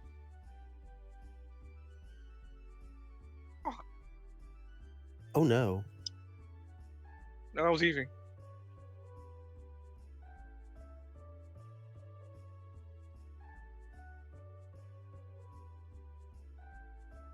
Man. What a crazy night. Yeah, really. Can you...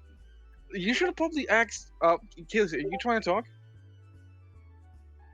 I'm here. Okay. I was just making sure your mic didn't mute itself. Oh, man. It's just... a lot of danger happening. I'm trying to find the speech you sent me for Falcone. I think he sent it to me too.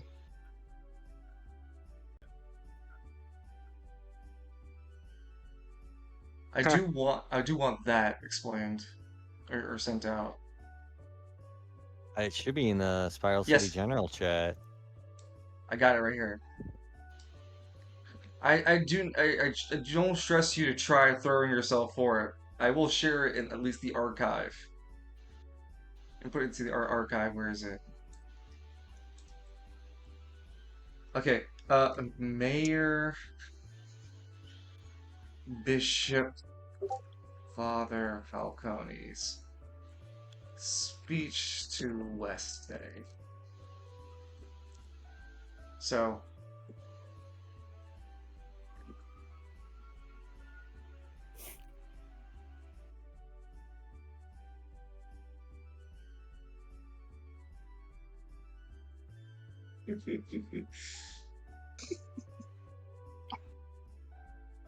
So I shared this speech, and I'll definitely read it out for our viewers. Before I do so, I want to paint the scene. Father Falcone has taken residence in West Bay City Hall that has been fixed after the attack, the last attack that was done about in our earlier Act 1 sessions. Falcone approaches in evening because he's chosen the darker the nighttime in order to host his speech. So everyone's about ready to go to bed, and Falcone's just like, the lights, put them on, put everything, make a show of it. Like he puts a whole fucking stage. He gets the Because in West Bay, they don't have access to the spiral net. They have like what the equivalent of a spiral net as a local whole TV network thing, and they just call it like West Bay, like the West Bay access. So essentially, Falcone demands that the West Bay access gets It's pay everyone to pay public for it. access. Exactly. Thank you. West Bay public access.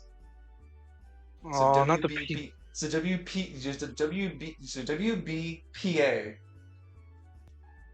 It's like fucking PBS Kids. PBS. Essentially, yeah.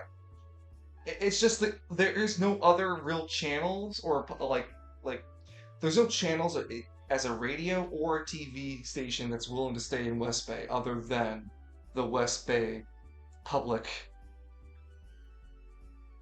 Assembly. Public concern. Public concern, public access. So the one TV broadcasting and radio broadcasting brings their one camera, and Falcone's like, "What? That's it? The hell you mean?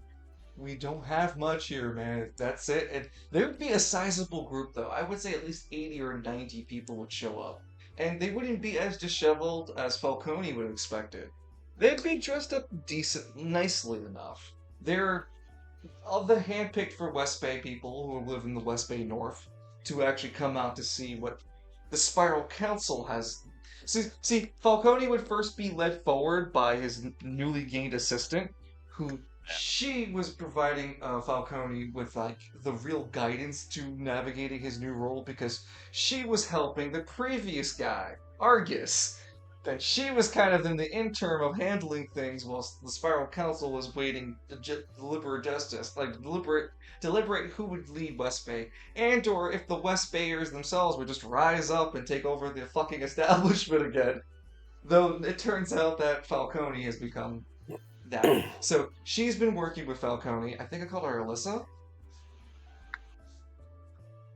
But she has been working with Falcone to at least prepare for the speech, and he steps forward to speak, at least in behalf of the West Bayers, to introduce.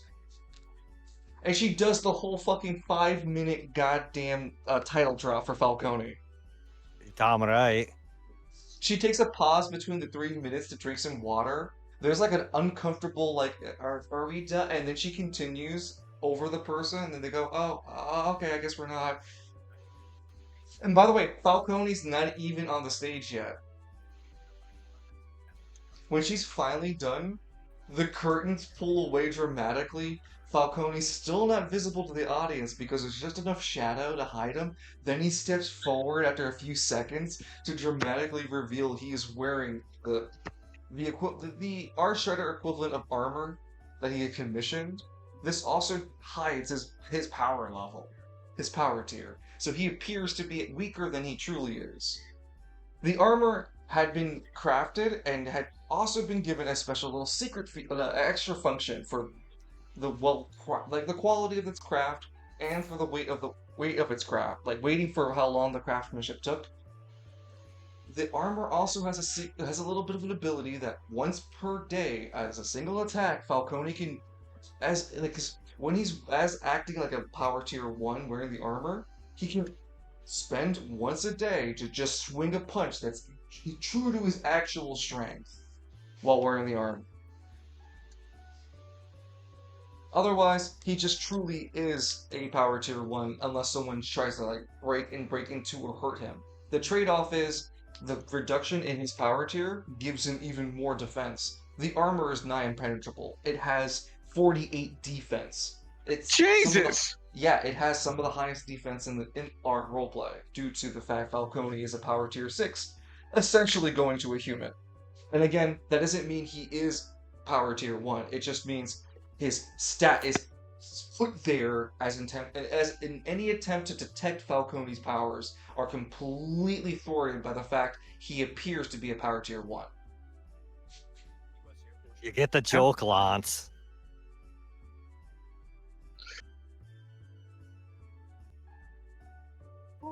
Just like look at my hands. The audience I'll read some of it. Money can't buy the honor for which you have earned tonight. You make us all proud. The audience just looking at each other like, the fuck is he saying? Technically, that's not his inauguration speech. That was just one I wrote for him on the fly, just by modifying the Shredder's speech from the original TMNT movie. Well, then I'll keep that in our archive still, but that won't be our, like, that'd be like the basis I'll use for what I'm saying here is the Spiral Council has elected me as your ruler, and I assure you that with the strength that I am going to bring into office, I will bring only pride and power to the West Bay. I will unite us against our most common of foes, interlopers who seek to dismantle and disframe West Bay. So I ask all of West Bay to give me your weak and your strong and your poor. I ask Spiral City to lend me their weak and their strong and their poor, and I will mold them into an army of strength and resilience that will persevere and turn West Bay into a true sanctuary that it deserves to be. We will continue to eliminate our enemy from West Bay, then to Hammer District, then to Market District, then to Gridiron, then to Caribia, then to Travail, then all and everyone just kind of like cheers in a mixture of like, yeah, that kind of sounds like it's a good idea. Well, This we'll- is no, Dungeon. You have like some of the guys, Dale, who clearly look like they belong in the gang, losing their fucking minds. They're like, yeah, I gotta fuck up Gridiron. Finally, someone gets I'm sorry. me. There is one last bit that I'm Gets pretty. me. Yeah, there's one last bit that I need to at least insinuate that Falcone would express at the end of the speech that if anyone dare challenge his direction for West Bay, that they are free to do so. For Falcone is a generous man, and he will gladly give anyone the opportunity to challenge him and create a duel between Falcone and this person in order for leadership of West Bay. If this person can beat Falcone, and Falcone expresses, you gotta be able to put me down for at least a minute. And I'm talking, I'm knocked out or dead. Which, good luck killing.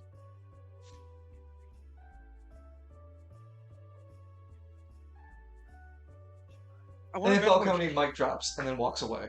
imagine when he says that, this chick pinches her brow like, no, We you talked didn't. we talked about not No, doing we're that. having our tournament. Everybody gets a tournament, and I want mine. Mayo Alyssa goes Falcone. over. We could do that deeper into your term. That's actually preferred by the West Bayers. You're just putting a bounty on your head. Oh. No, I'm doing a recruitment drive. The worst way possible. No, think about it. The ones who don't bend the knee end up in the ground. That's a lot less problem on my streets. And the ones who do bend the knee are doing their crimes in a way that profits us, and therefore all of New Falconia. As Falcone leaves the stage with Alyssa, flanked behind him, like the two of them stand behind shoulder to shoulder, is Machismo and Derek. And as Falcone returns back to City Hall, tournament as a tax write-off. Ah, see, we sell tickets. It generates revenue and jobs. You Oh. rang the diddle bell. People don't care about tournaments. They want Well, if- power in this district. Exactly, and if I get them all in one place and get them all working for me, well then who has all the power, eh? Meanwhile, at the place of heaven, Father Nero is eating breakfast before he hears the announcement over the radio from the West Bay Public Access. He sits up jolted. Father Falcone! That demon? No wonder those fucking monsters have been coming around. The head of the demon itself has appeared. Nero dresses himself up as the hunter he has class changed himself into. He has hunted the EOR, he has hunted anima users, he's hunted monsters. He's become he's changed from a because he was trying to become his original ambition is always to kill demons because he has also killed demons. And now he's skill changed. His original path was going to be a demon hunter. Now because of all the other hunting he's done, he's just become like a hunting expert class. If I'm trying to translate that properly to you guys. He prestiged. He's He's in his thank prestige you. class. Correct. And his prestige class is a hunter elite, where he has a wider range of preferences, where he gets benefits for fighting different foes, as well as he has the ability to mark opponents for debuffs and gaining buffs for hitting them. He takes up the challenge that Falcone has thrown down and begins to prepare to challenge Falcone. Hunter Nero versus Father Bishop. God no, sorry. Mayor, Father, Bishop. Mayor, Yeah. Bishop, Father. Yeah, Mayor Bishop Father Falcone. God, say that 5 times, Piers. Yeah, You you know- have to have a you know, pile this- of at least 10,000 gold. You know what? If you guys want a summoning ritual so bad, I'm willing to give it to you. If someone's willing to say a 5-minute speech for Falcone's titles with a money bag. Well, I can do the speech, but I can't do the money bag now. Oh Oh my god, that's the fucking ritual of summons. You have to list off all of his titles. Correct. Jesus, yeah, that's him. Hold on. When at the end credits, like you see, like everyone at the Sultry Stallion watching the news broadcast, talking about West Bay. It's just like past the lance, he has that distorted brow, and like as the critic, like you start hearing common notion. Lance has the 20 grand on the fucking parking lot trying to summon Falcone, but he keeps fucking up some of the titles. No reason. Come on. He has to be like the brawler of the bathroom. Ah, why are titles so hard? Fight me, you coward!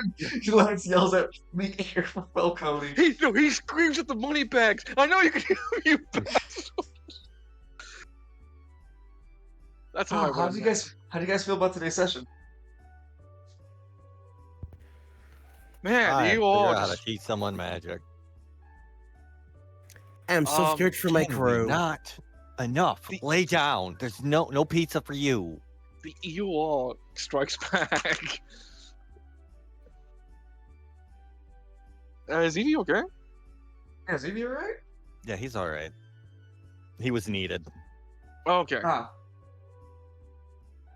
Well, Just yeah, I wanted believe to we're joke. wrapped. Yeah, exactly. Yeah, I believe we're wrapped up for here for as much as possible. Because otherwise, I've already hinted at. I can't. There's literally as you guys are blinded by the Spiral Council's like censorship of Travail. Unless you guys go out of your way, there are only very limited ways you're getting updates from Travail. So there's no cutscene from Travail this weekend, nor for the week going from it. The only thing you guys as players could gather is that from Cyneric, Alistair has taken the church and is holding it down, as to say, with Yanagata and Juniper there.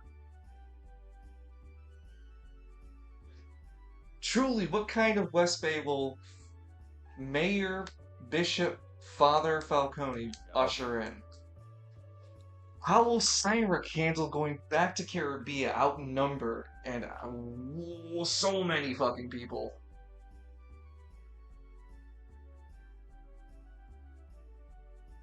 We'll have to figure that out and more. Cyneric.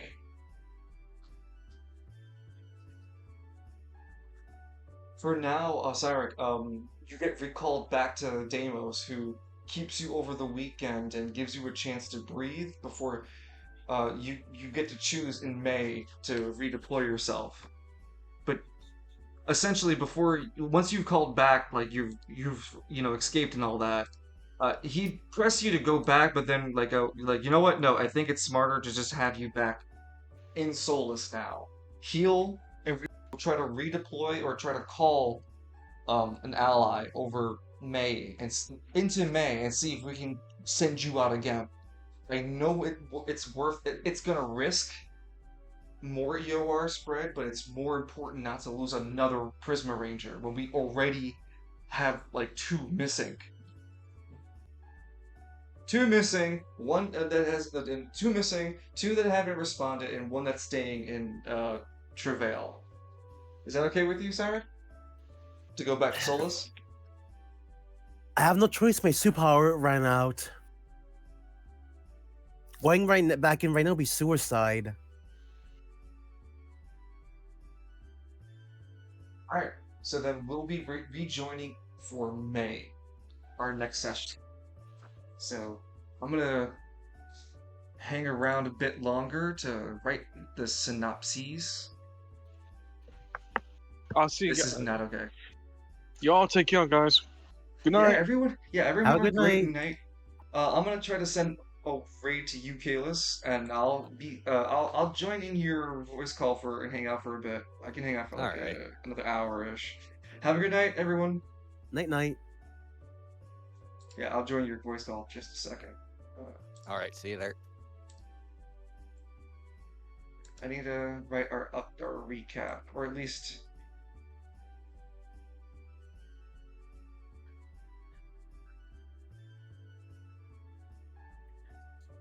to April 4th week. Okay, let me get my stream sent away. It's best on my phone. Because I want to make sure I write this before I forget it. Yee. And again, thank you everybody for tuning in for Spiral City Chronicles. I truly appreciate having the audience. I do. I'm going to go ahead and raid Kalis now. What the hell? Is it V-Ace? No, it's Vok. Whoops. I think I know how to spell Kalis Vok at this point.